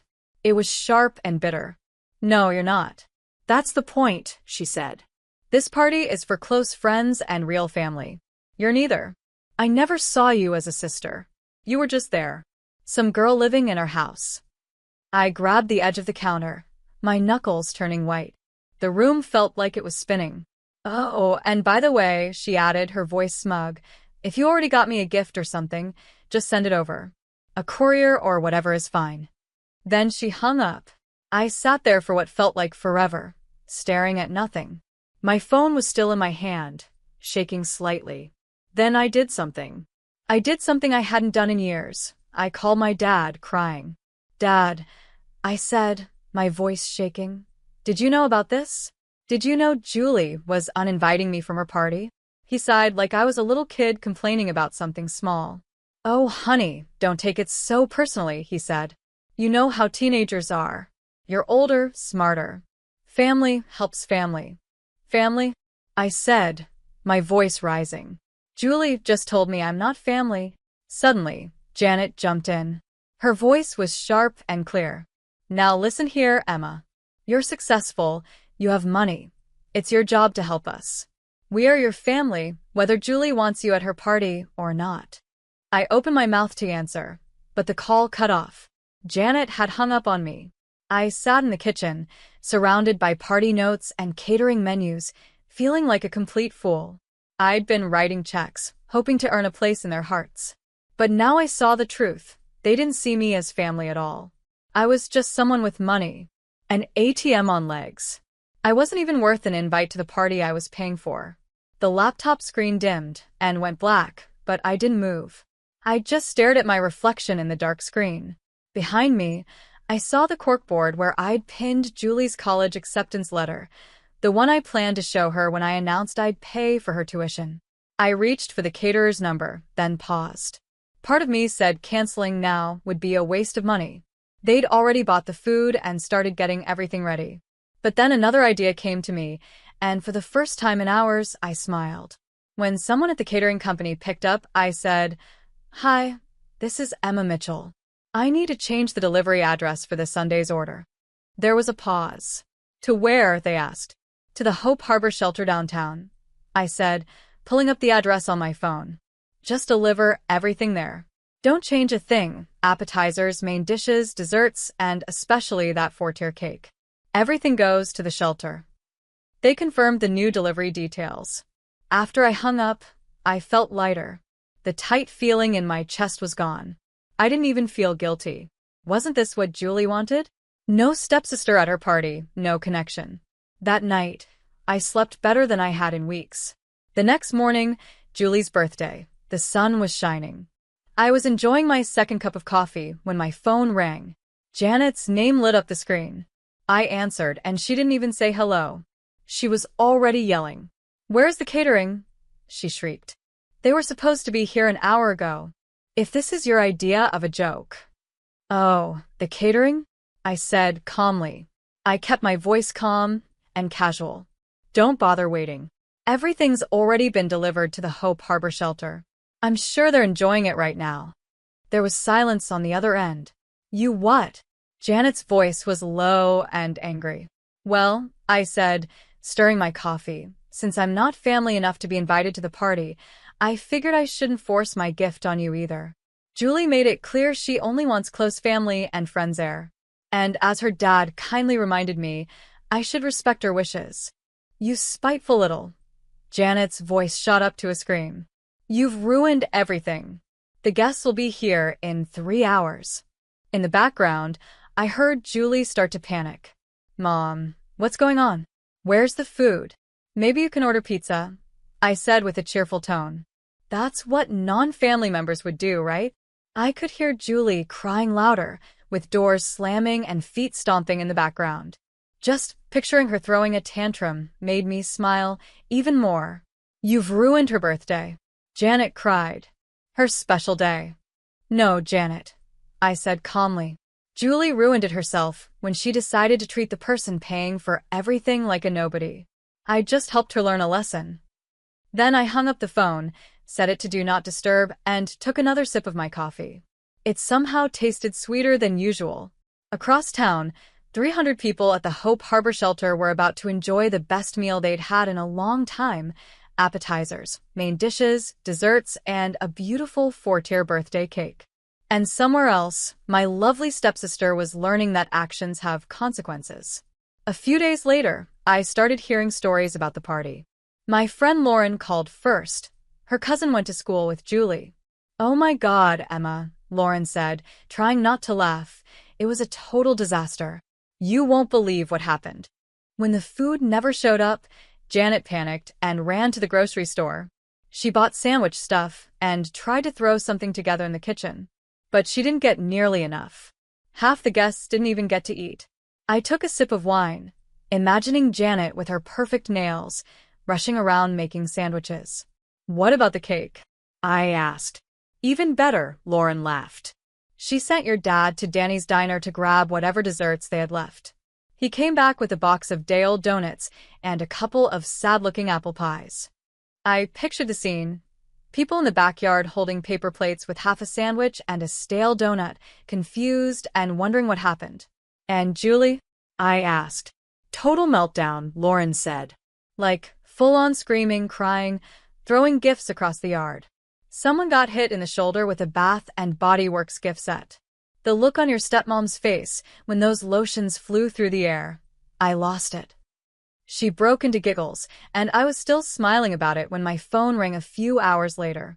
It was Dad. His voice had that fake calm tone, the one he used when he was trying not to sound angry. "Emma, honey, we need to talk about what happened," he said. "What you did, it really hurt your sister. But I understand why you did it, and I forgive you." I almost laughed out loud. "You forgive me?" "Yes," he said, sounding proud of himself. "It's water under the bridge now. But we need to talk about something more important, Julie's college education." And there it was, the real reason for his call. "Actually, Dad," I said, "there's nothing to talk about. I'm not paying for Julie's college." There was a long pause before he exploded. "What do you mean you're not paying? You promised. You can't do this to your sister." "My sister?" I said, now laughing. "You mean the one who told me I'm not family? The one who uninvited me from her party because I'm not a real relative." "That was different," he said quickly. "She was just emotional. Family helps family, Emma. You know that."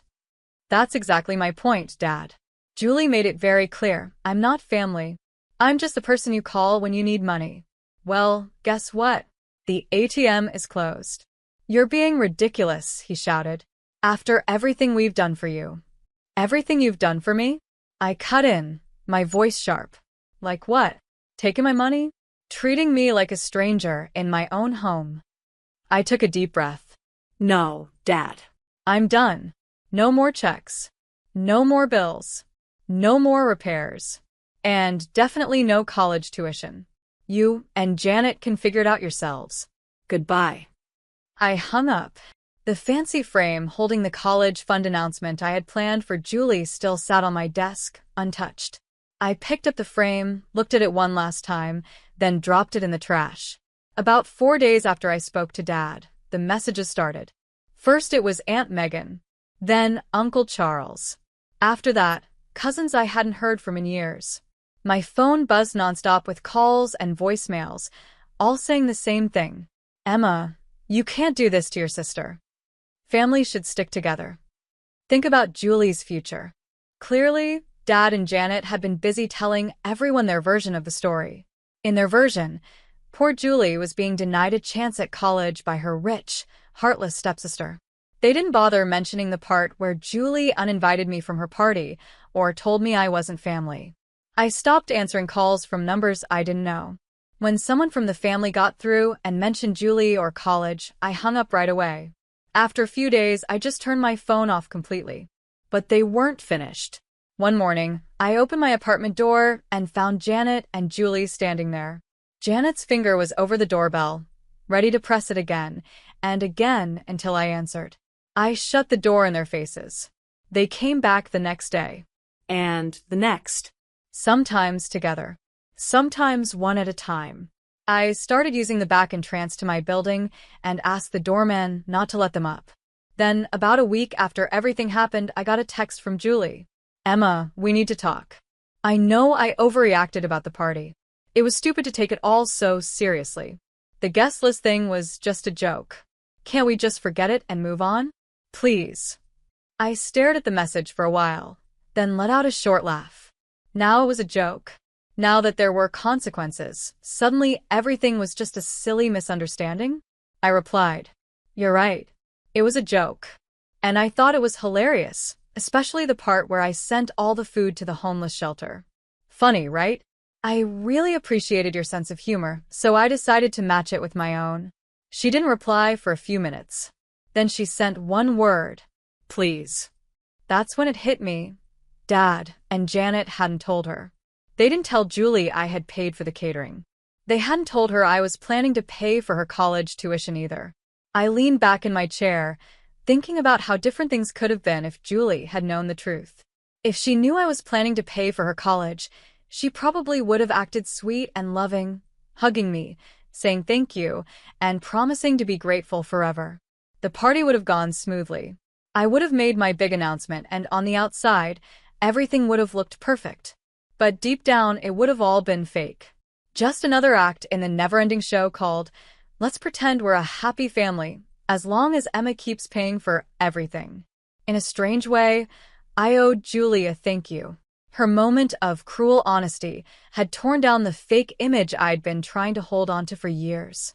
She showed me exactly what I meant to them. Not family, not even a friend. Just someone with money. I blocked her number without replying. Now my bank account is doing better than ever, and I feel less stressed. No more surprise phone calls about broken dishwashers or overdue bills. No more guilt trips about helping family. No more pretending. 7 months after the party disaster, I heard the latest news from Lauren, who still talks to people in the old neighborhood. Apparently, Julie confronted Dad and Janet about her college money. She was sure they had savings set aside for it. They'd been talking about her going to college for years. That's when they had to tell her the truth. They spent the money on a luxury SUV. 7 months ago. They thought I would pay for college, so they used their savings on themselves instead. And just like you'd expect from someone who grew up thinking the world revolved around her, Julie did not take it well.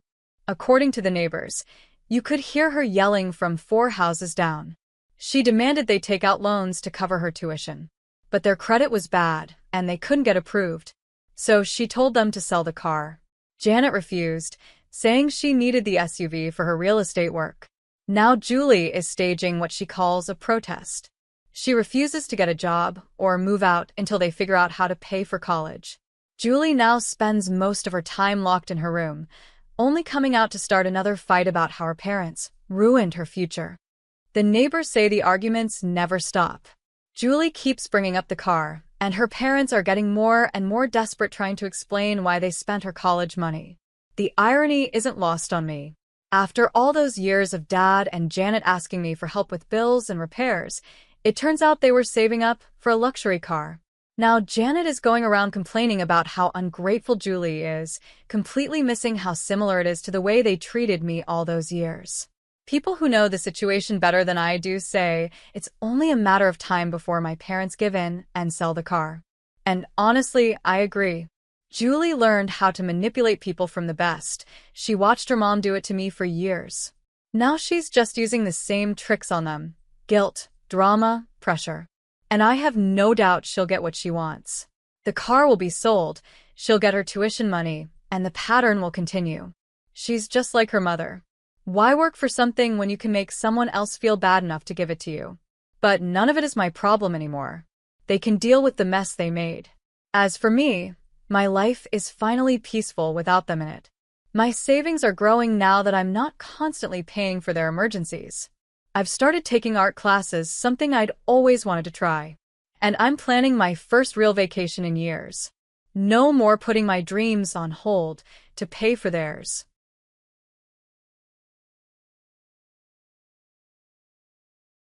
5 days ago, I turned 16 years old. I was really excited about my birthday and thought it was going to be a special day. But what actually happened was nothing like what I expected. That morning, my parents came to me with big smiles on their faces. They said they had a surprise birthday gift for me. It was a family trip to a resort. I was so happy. As the younger child, I don't usually get much attention, so it felt amazing that they were doing something so nice just for me. I quickly packed my bags, full of excitement, thinking about all the fun we were going to have together. After I finished packing, I went downstairs, ready to leave. But then I saw something strange. My parents were already gone. Only my older sister, Sarah, who's 18, was there. Sarah is the favorite child.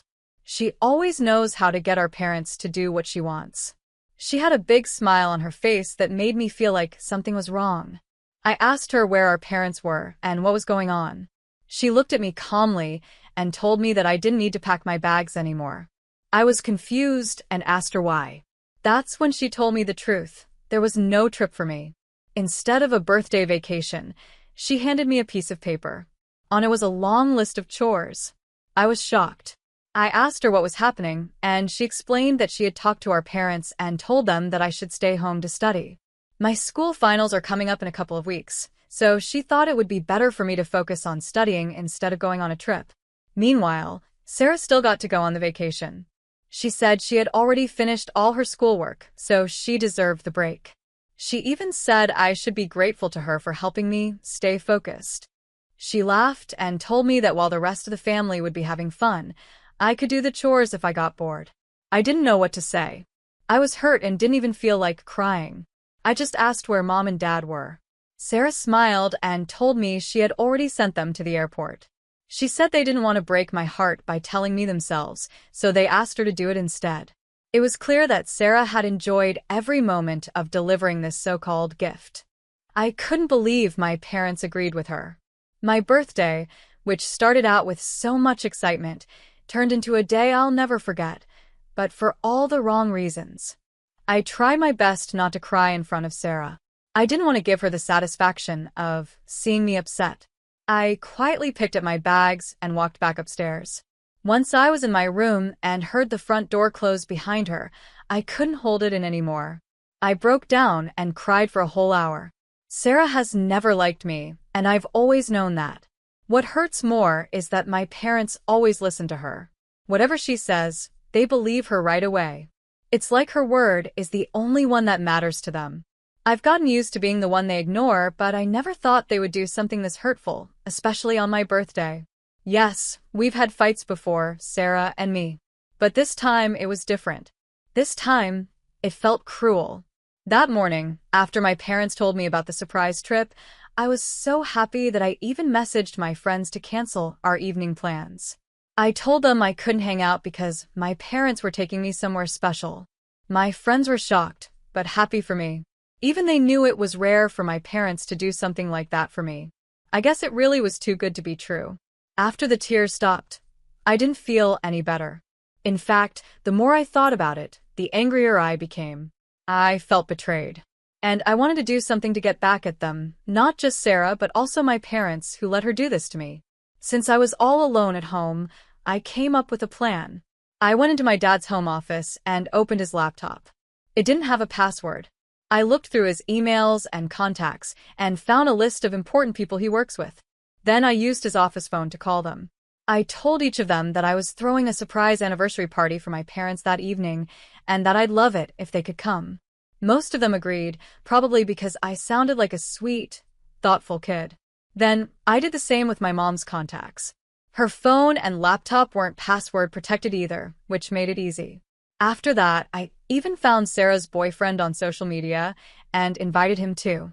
I also texted my own friends and asked them to help decorate the house and make it look like a real party was happening. By 8 p.m., people started showing up. Lots of them. They looked surprised when they saw that my parents weren't there yet. I told them it was all part of the surprise. I even took a big group photo with everyone smiling in the living room. Once that was done, I was ready to carry out the second part of my plan. I stood in front of the guests and told them the full truth. I told them where my parents were and how they had left me behind on my birthday. I explained how they always listen to Sarah, my older sister, and treat everything she says like it's the most important thing in the world. I said I've always felt like Cinderella, left out, ignored, and treated unfairly, but I had never spoken up about it until now. I told everyone how excited I was that morning when my parents said we were going on a surprise family trip. I even canceled my plans with my friends because I thought something special was finally happening for me. But then, just a few hours later, Sarah told me I wasn't going. She gave me a list of chores instead and said I should stay home and study while the rest of the family had fun. I said it hurt even more because my parents didn't even tell me themselves. They let Sarah do it, all because she thought it was better for me to stay home. As I spoke, I saw the looks on everyone's faces. People were shocked. Most of them had always thought my parents were kind and caring people. They had no idea what things were like behind closed doors. But I told them, good parents don't do this to their child, especially not on their birthday. I told the guests the reason I threw this party was not for fun. It was to show everyone the truth. I even held up the list of chores Sarah had left for me. It was proof of how little they cared about my feelings. I saw Sarah's boyfriend standing in a corner.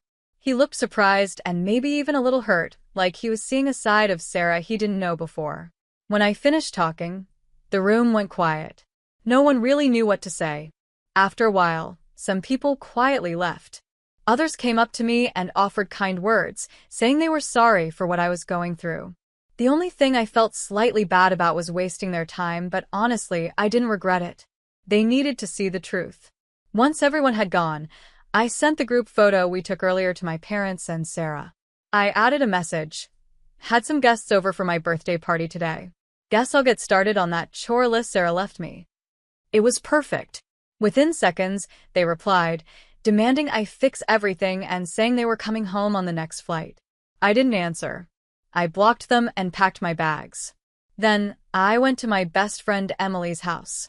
Her family had always told me their door was open, and I finally took them up on the offer. I didn't know how long I could stay, but I was just glad to be somewhere safe and kind. The next day, my parents showed up at Emily's house. Emily's parents told them they had no right to talk to me and refused to let them in. After I made it very clear that I didn't want to speak to my parents, they started threatening legal action against Emily's parents. That scared me a little. I didn't want Emily's family to get into trouble because of me, so I asked them to let my parents in. I agreed to talk to them. When my parents walked in, they looked angry. They didn't ask if I was okay or apologize. Instead, they immediately started shouting at me. They were upset because I had invited their business contacts to the fake party. They said I had ruined their reputation. Their coworkers and associates weren't talking to them anymore. Some had even blocked their phone numbers. They blamed me for everything. And, to be honest, they were right, I did plan the whole thing. But I also told them this never would have happened if they had just shown me some care on my birthday. I said, if you hadn't hurt me like that, I wouldn't have done any of this. Then I exploded. I yelled at them for always treating me unfairly. I told them how they always picked Sarah over me, how they believed everything she said and never stood up for me. I said she had ruined my life, and they had helped her do it. I told them I would never forgive them. Things got out of control fast. Everyone was yelling. The shouting got so loud that Emily's parents stepped in. Emily pulled me aside and took me to another room to help me calm down. I was shaking and angry, but I tried to breathe and relax. After a while, Emily's parents came to me and said my parents had left. They promised they wouldn't let them speak to me again unless I wanted to. They were kind and calm and told me something I hadn't thought about before. Maybe it was time to seriously consider legal steps to live on my own. They said it was clear that my parents didn't care about me the way they should, and I needed to think about cutting ties with them for good. After talking with Emily's parents, I decided to look into it. I started searching for information about living independently and planned to speak with a lawyer. I was nervous. It's a big decision, and I didn't want to rush into something I'd regret. But honestly, after everything that happened, I knew this might be the best thing for me. The next day, even though I didn't want to hear from them, my parents contacted me again. They sent me an email that night. At first, I didn't want to read it, but I got curious and opened it. In the email, they said the surprise vacation was actually a gift from one of my dad's clients, who owned a new resort. They said the timing just happened to be close to my birthday. But then Sarah reminded them about my exams, and they decided not to take me so my grades wouldn't suffer. My parents wrote in the email that I had misunderstood everything. They said I saw the situation in the wrong way and tried to get back at them for something that wasn't meant to hurt me. They told me this made them feel like they had failed as parents.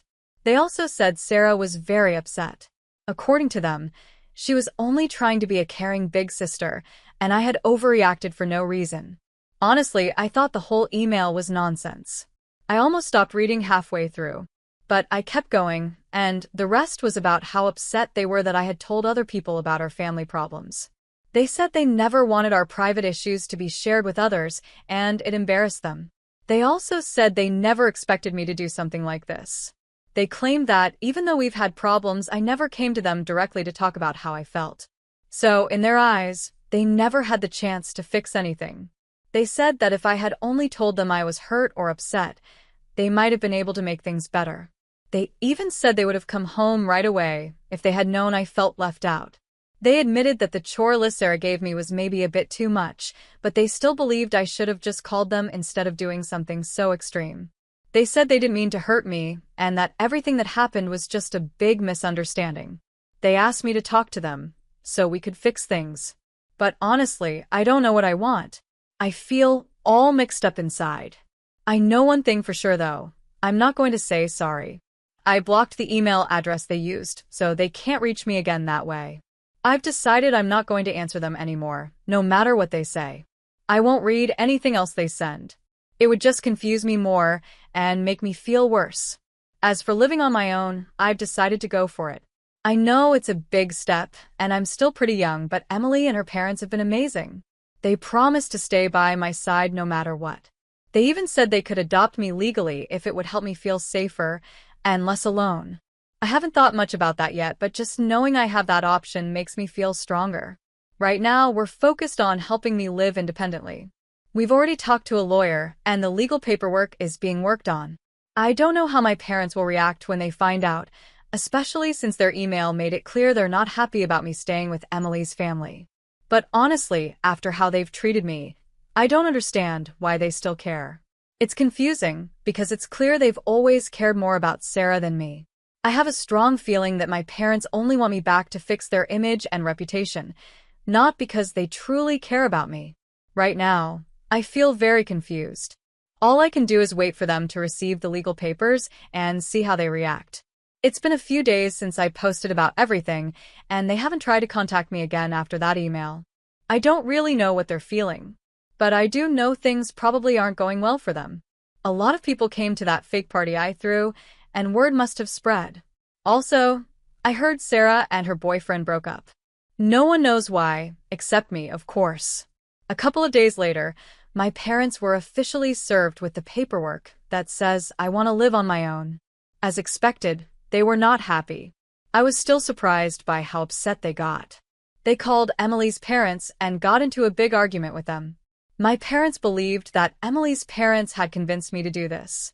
They thought I was being controlled and wasn't thinking for myself, which is just ridiculous. Do they even realize how badly they've treated me over the years? Of course, I'm doing this because want to. No one had to push me to make this decision. Honestly, I kind of expected them to act like this. After everything I said at the party, they probably just wanted to show everyone that we were still one big happy family and that I was just being dramatic. But I didn't go back, and that made them even angrier. They can't stand the fact that I'm finally standing up for myself. That's their problem, not mine.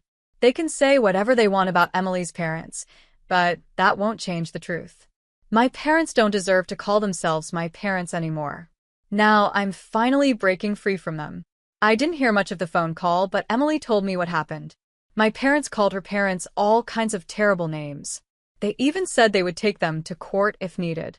They were shouting that Emily's parents had no right to help me or support this decision. They were so angry, they even made threats to hurt Emily's family, which is insane.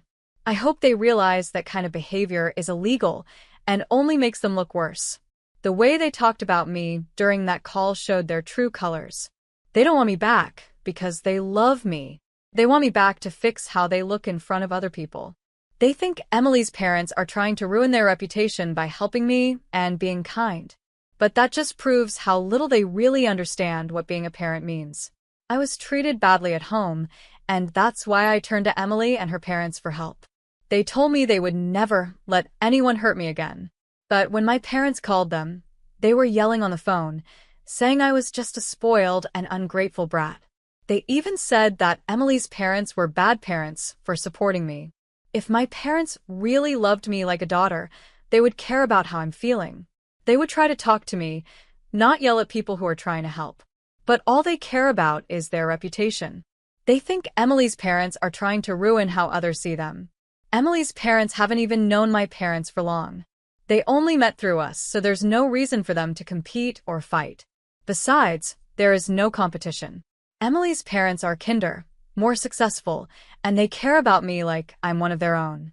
But my parents are so focused on their image that they can't believe anyone would truly care about me. They think Emily's family is only helping me to make them look bad. Emily's parents told me not to reach out to my parents, even if I feel like it. They said it's not worth it, and I agree. I also found out they recorded the phone call with my parents. They only told me the important parts, but they said my parents said a lot of awful things. Recording that call was smart because it can be used as proof in court to show why I should live on my own. They also asked me if I wanted them to adopt me legally. I said yes.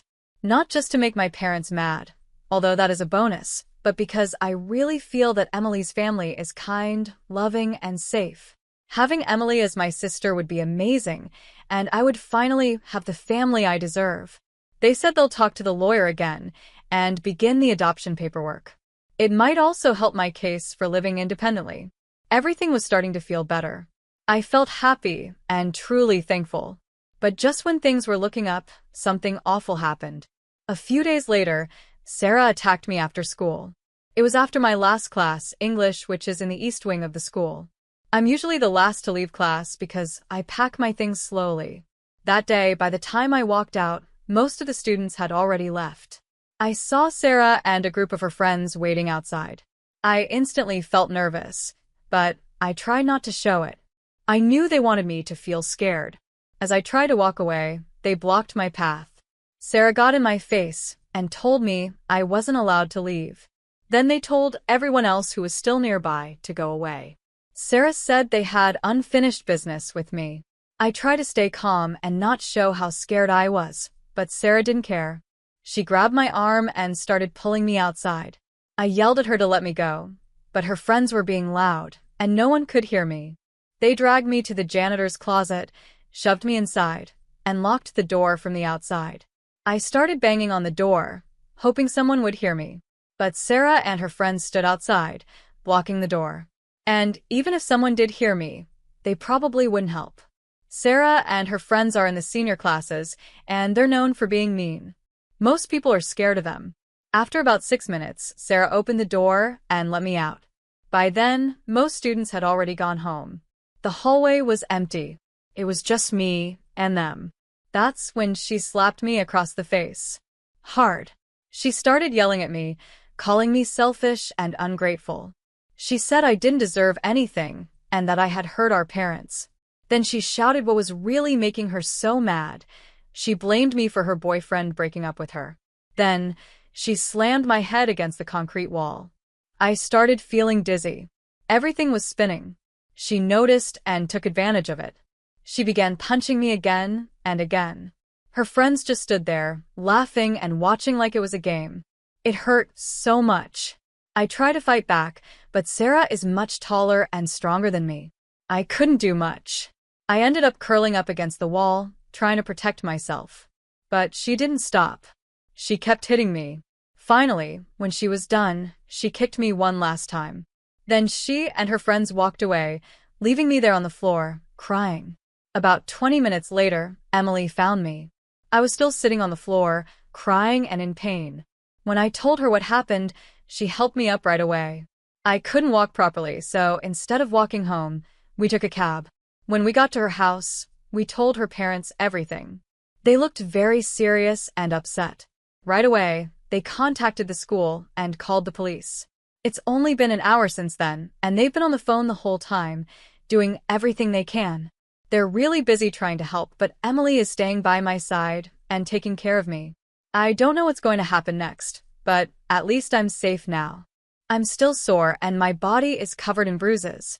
Everything hurts, but I believe Sarah will face the consequences of what she did, and she already has. Thankfully, last week the school supported me. They gave the police the security camera footage from that part of the building. With that proof, it was easy for the police to charge Sarah.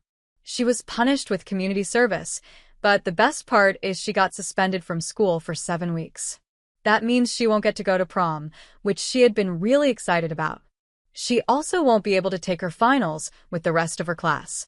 Instead, she'll have to take them alone, so there's no chance she can cheat. That part made me feel a little better. But something even more surprising happened. After everything with Sarah, my parents decided to give up their rights as my parents. Yes, they officially ended their parental rights.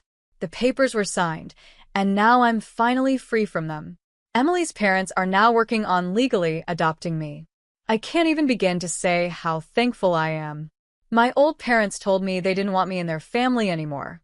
I know they'll probably try to tell others that it's all my fault, but honestly, I don't care. People can believe whatever they want. What matters is that I'm finally happy and safe. Now, I'm part of a real family, a kind one. I know in my heart that Emily's parents and Emily herself are way better than the ones I had before. I truly feel loved and accepted here. I still can't believe things are finally getting better for me. For the first time in a long time, I feel happy, really happy. I've even been so happy lately that I almost forgot about my upcoming finals.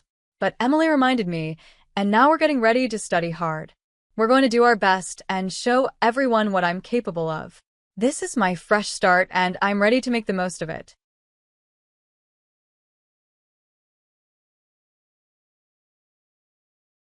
I couldn't stand the thought of being stuck with a woman whose big pregnant belly made me feel like I'd have to raise the child alone. The sight of her at 9 months pregnant filled me with disgust. A cruel smile spread across his face as he looked forward to this day. Knowing this would happen, I quickly went to my room and came back with some papers. I handed the divorce papers to Brian. He looked shocked and said, "What the hell? What's this all of a sudden?" I replied, "This was your idea. Now sign it quickly. I'll submit it tomorrow." His face turned red with anger as my words hit him hard. "Watch closely," I said. "I'll make you regret how you've treated me. My name is Linda. I'm a 27-year-old housewife. Until 3 years ago, I worked at a mobile company where I met Brian, my boss. I was 25 then, and it didn't take long for us to fall in love and get married. Brian, who is 4 years older than me, was very dependable, especially when he taught me my job. As a newcomer who didn't know much, I was very grateful for his help. We became friends and often went out for dinner. When he asked me out, I was overjoyed because I had never dated anyone before.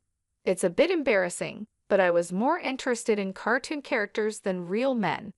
However, seeing my friends get married one by one, I felt pressured. When I fell in love with Brian, I secretly promised myself that he would be my first and last love. When I started dating Brian and we got married a year later, I was thrilled. Brian was handsome and popular with our female coworkers. I was proud to be his wife, and many congratulated us, saying things like, "Congratulations," or "I'm jealous but wish you happiness." I was overjoyed and couldn't imagine what lay ahead for us. The day after we registered our marriage, Brian dropped a bombshell. "You're married to me now, so you'll quit your job, right?" "I told them yesterday," he said. I was shocked because he had never mentioned this before. "But this is so sudden," I replied. "I had taken my job based on my father's recommendation, and leaving without notice wouldn't be right." I wanted to explain this, but Brian's eyes silently pressured me, warning me not to argue. "I should have told you, but it's done. Starting tomorrow, you don't need to go to work. I'll handle the handover," Brian declared. His words were firm, and I felt dizzy from the abrupt change. Since Brian had been my boss at work, I couldn't oppose him. I left my job without a proper farewell, determined to make our marriage work. Brian wanted me to focus on household chores, and I wanted to meet his expectations. I worked hard at home, preparing meals and focusing on Brian's favorites, even though he never commented on the taste. I longed for a word of appreciation, especially after quitting my job and losing the recognition I used to get. One day, I asked, "Is my jacket clean? I have an important meeting tomorrow." Brian replied, "Yes, of course," showing a domineering side with old-fashioned views. I reminded myself how fortunate I was to have married him and tried to meet his expectations. With no personal income, I relied on Brian completely. Our relationship often felt more like that of an employer and housemaid than husband and wife, but our life was generally smooth. However, one day I fell ill and couldn't get out of bed. Feeling lethargic, I thought I would catch up on housework the next day. Brian entered the bedroom angrily and asked, "What are you doing? Get up and make some food," and he kicked the blanket off me. "I'm sorry, I'm feeling unwell," I said. "Can you manage something for yourself today?"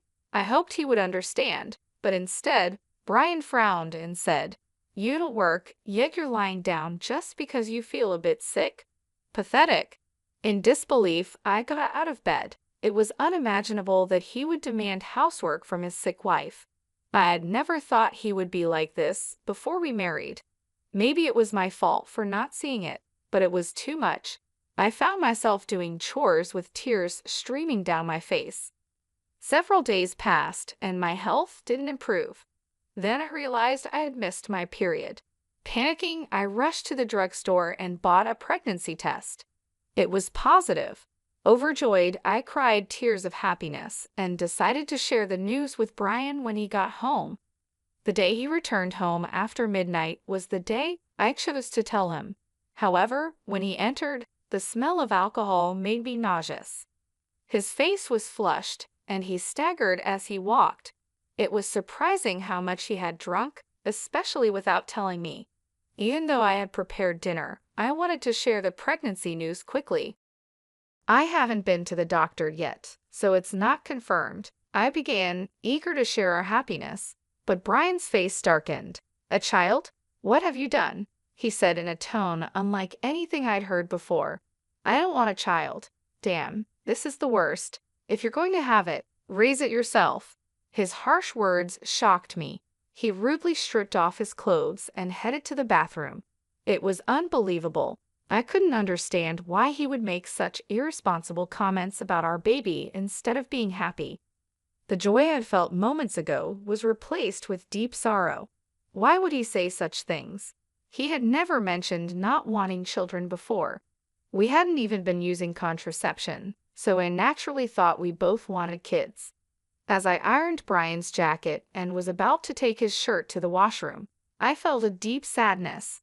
I noticed something else. "What's this?" A piece of paper had fallen out of Brian's dress shirt pocket. It was a receipt. At first, I thought it was from his gathering tonight and almost threw it away. But then I saw the name of the place. "Is this a motel?" My hand trembled as I realized it was indeed a motel receipt. The shock of this discovery hit me hard. Why would Brian do this? Isn't marriage supposed to be between two people who love each other? We've only been married for just over a year. How could this happen? I had been lost in imaginary romances for years, never really being in a real relationship. I couldn't immediately accept this harsh reality. However, the idea of Brian cheating began to make sense. Had he been using me from the start of our marriage? Was he genuinely in love with someone else while I was just a convenient servant? These doubts swirled in my mind. Was that why he reacted so harshly when he learned of my pregnancy? As I grappled with these thoughts, I felt sick and convinced that something was wrong. Maybe the reason he made me leave my job was that his mistress worked there. Everything started to make sense, as if he married me for stability and not love. The line between reality and my imagination blurred, but there was no denying the heartless words he had thrown at me after learning about my pregnancy. That day, I decided to gather evidence of Brian's infidelity. From then on, his cold behavior towards me was undeniable. It was as if he couldn't forgive me for becoming pregnant. Despite knowing that I was suffering from morning sickness, he would deliberately eat smelly foods near me and nitpick my housework, forcing me to redo tasks. My pregnant body had to endure a lot, and my heart was heavy. Despite this, I continued to investigate his affair. Brian never parted with his cell phone, even taking it to the bathroom, making it impossible for me to sneak a peek. When I secretly entered Brian's room, it was neat and tidy with nothing incriminating in sight. He was meticulous at work, and his desk was always in perfect order. I realized it would be challenging to catch him off guard directly. I frequently checked Brian's pockets for possible evidence, like receipts, but my investigation was proving difficult. The thought of hiring a detective crossed my mind, but I didn't have the money for it. I was deep in thought about my situation when I got an unexpected phone call from my father. He rarely called, so I was surprised. "Hello, it's me, your dad. How are you?" he asked. Considering his busy schedule, I was curious. "Dad, what's going on? Aren't you busy with work?" "My employees have been doing well, so I'm not that busy," he explained. My father, the CEO of a company in England, had always been a workaholic. I didn't have many childhood memories of playing with him, but I respected his dedication to his job. His unexpected call left me curious about the purpose. "So, what's happening?" I asked, waiting for his response. He then revealed a shocking truth. "Is that really true?" I asked in disbelief. "Yes, he's not the type to lie. I want you to believe me," my father reassured me. Initially in shock and unable to respond, as the pieces of the puzzle fell into place, I felt a sense of relief. "Thank you, Dad. I'll do my best," I told him with gratitude before hanging up. My research was finally paying off, and I couldn't help but feel elated. However, the newfound knowledge also stirred up feelings of anger and frustration due to the ongoing tension between Brian and me. Brian continued to be distant even though I was pregnant. Each time he acted this way, I harbored a deep hatred towards him. Months passed, and our relationship remained strained. Eventually, an event occurred that shattered our life. At 9 months pregnant, I was always cautious around Brian, living in constant apprehension. I tried to avoid crossing paths with him, leading a quiet and stifled life. One day, I served dinner as usual. When Brian returned home, we sat at the dining table. As I quietly ate, Brian suddenly slammed his fork down. "What is this? It's tasteless," he exclaimed, throwing the food I had prepared onto the floor. Baffled by his outburst, I tried to comprehend the situation. The anger at having the meal I had cooked discarded before me began to well up inside. "I've been contemplating this for some time, but recently you've been complaining about the taste of the meals I prepare," Brian criticized. While it was true that since becoming pregnant, I had been using less seasoning to make healthier meals, this was only a temporary measure until the baby's birth. If he found the food bland, he could have simply added some salt himself. Why did he have to throw the meal on the floor? I was about to complain when Brian sneered and said hurtful words. "I don't want a woman with a belly like a monster. You'll have to raise the kid by yourself." His eyes were filled with malice, and a cruel smile spread across his face. I had always feared this day might come, even though I hoped for a different outcome. Quickly, I went to my room, grabbed a document, and returned to Brian. "Here are the divorce papers," I said, thrusting the documents in front of him. Brian's face twisted in shock as he stammered, "What the hell? What's this all of a sudden? It was your idea. Now sign it quickly." "I'll submit it tomorrow," I responded. I had been thinking about divorce since I started suspecting Brian's infidelity. But with a baby on the way, I wasn't sure if I could support myself. Now, I had a different plan in mind. My resolve seemed to provoke Brian. His face turned red with anger. "Just watch. I will make you regret every moment you looked down on me and controlled me. Do you think you can survive without me? You have a baby to care for, and you'll regret it," he said. I stayed determined and unshaken. "I'll be fine. Don't worry about me," I assured him. Irritated by my determination, he snatched the divorce papers and began to fill them out. "Here you go. If this is what you wanted, it's yours," he said. "Thank you," I responded. Brian probably didn't think I would actually submit the divorce papers, but the next day, I promptly did and left the house. I knew he would be surprised when he returned from work to find out. I moved to my parents' home because my father had returned to the United States from England and suggested I stay with them. It was the right decision at the time as I was fed up with my life with Brian. I was deeply thankful to my father. I received 5 calls from Brian on the day I left, but I ignored all of them. Eventually, he stopped calling. It became clear that I meant very little to Brian. He was probably content with his mistress and might even remarry soon. I decided to move on from Brian. 5 months passed, and I had a baby who was born safely. I was now living happily with my parents and the baby. While I was enjoying this peaceful life, Brian called again. I ignored his calls at first, but after several persistent attempts, I finally answered. "Hello, what do you want now?" I asked, tired of his tone. "Hey, what's going on? Why were you on that show, and since when were you the daughter of a CEO with millions of dollars?" Brian's voice was full of surprise and anger. Brian had seen a TV show that aired after I returned to my family home. I had received a request from a TV station because of my father's role as the CEO of a global tech company. The show featured our family's lavish lifestyle. During the interview, they mentioned our family's wealth, estimating it to be around $20 million. I never thought Brian would see that show, but TV has a way of reaching people. Oh, by the way, I didn't tell you that I have assets worth $38 million from an inheritance. That's why I was able to divorce you, I said. My father had informed me about the inheritance, which gave me the confidence to live comfortably even after divorcing Brian. Brian was furious. What? That sturdy? Why didn't you tell me about this before? Half of it is mine, right? Give me the money now. I calmly responded, just as I thought. After seeing the show, all you care about is getting money from me. Gifts from parents are not included in the property split. And are you forgetting your own wrongdoings?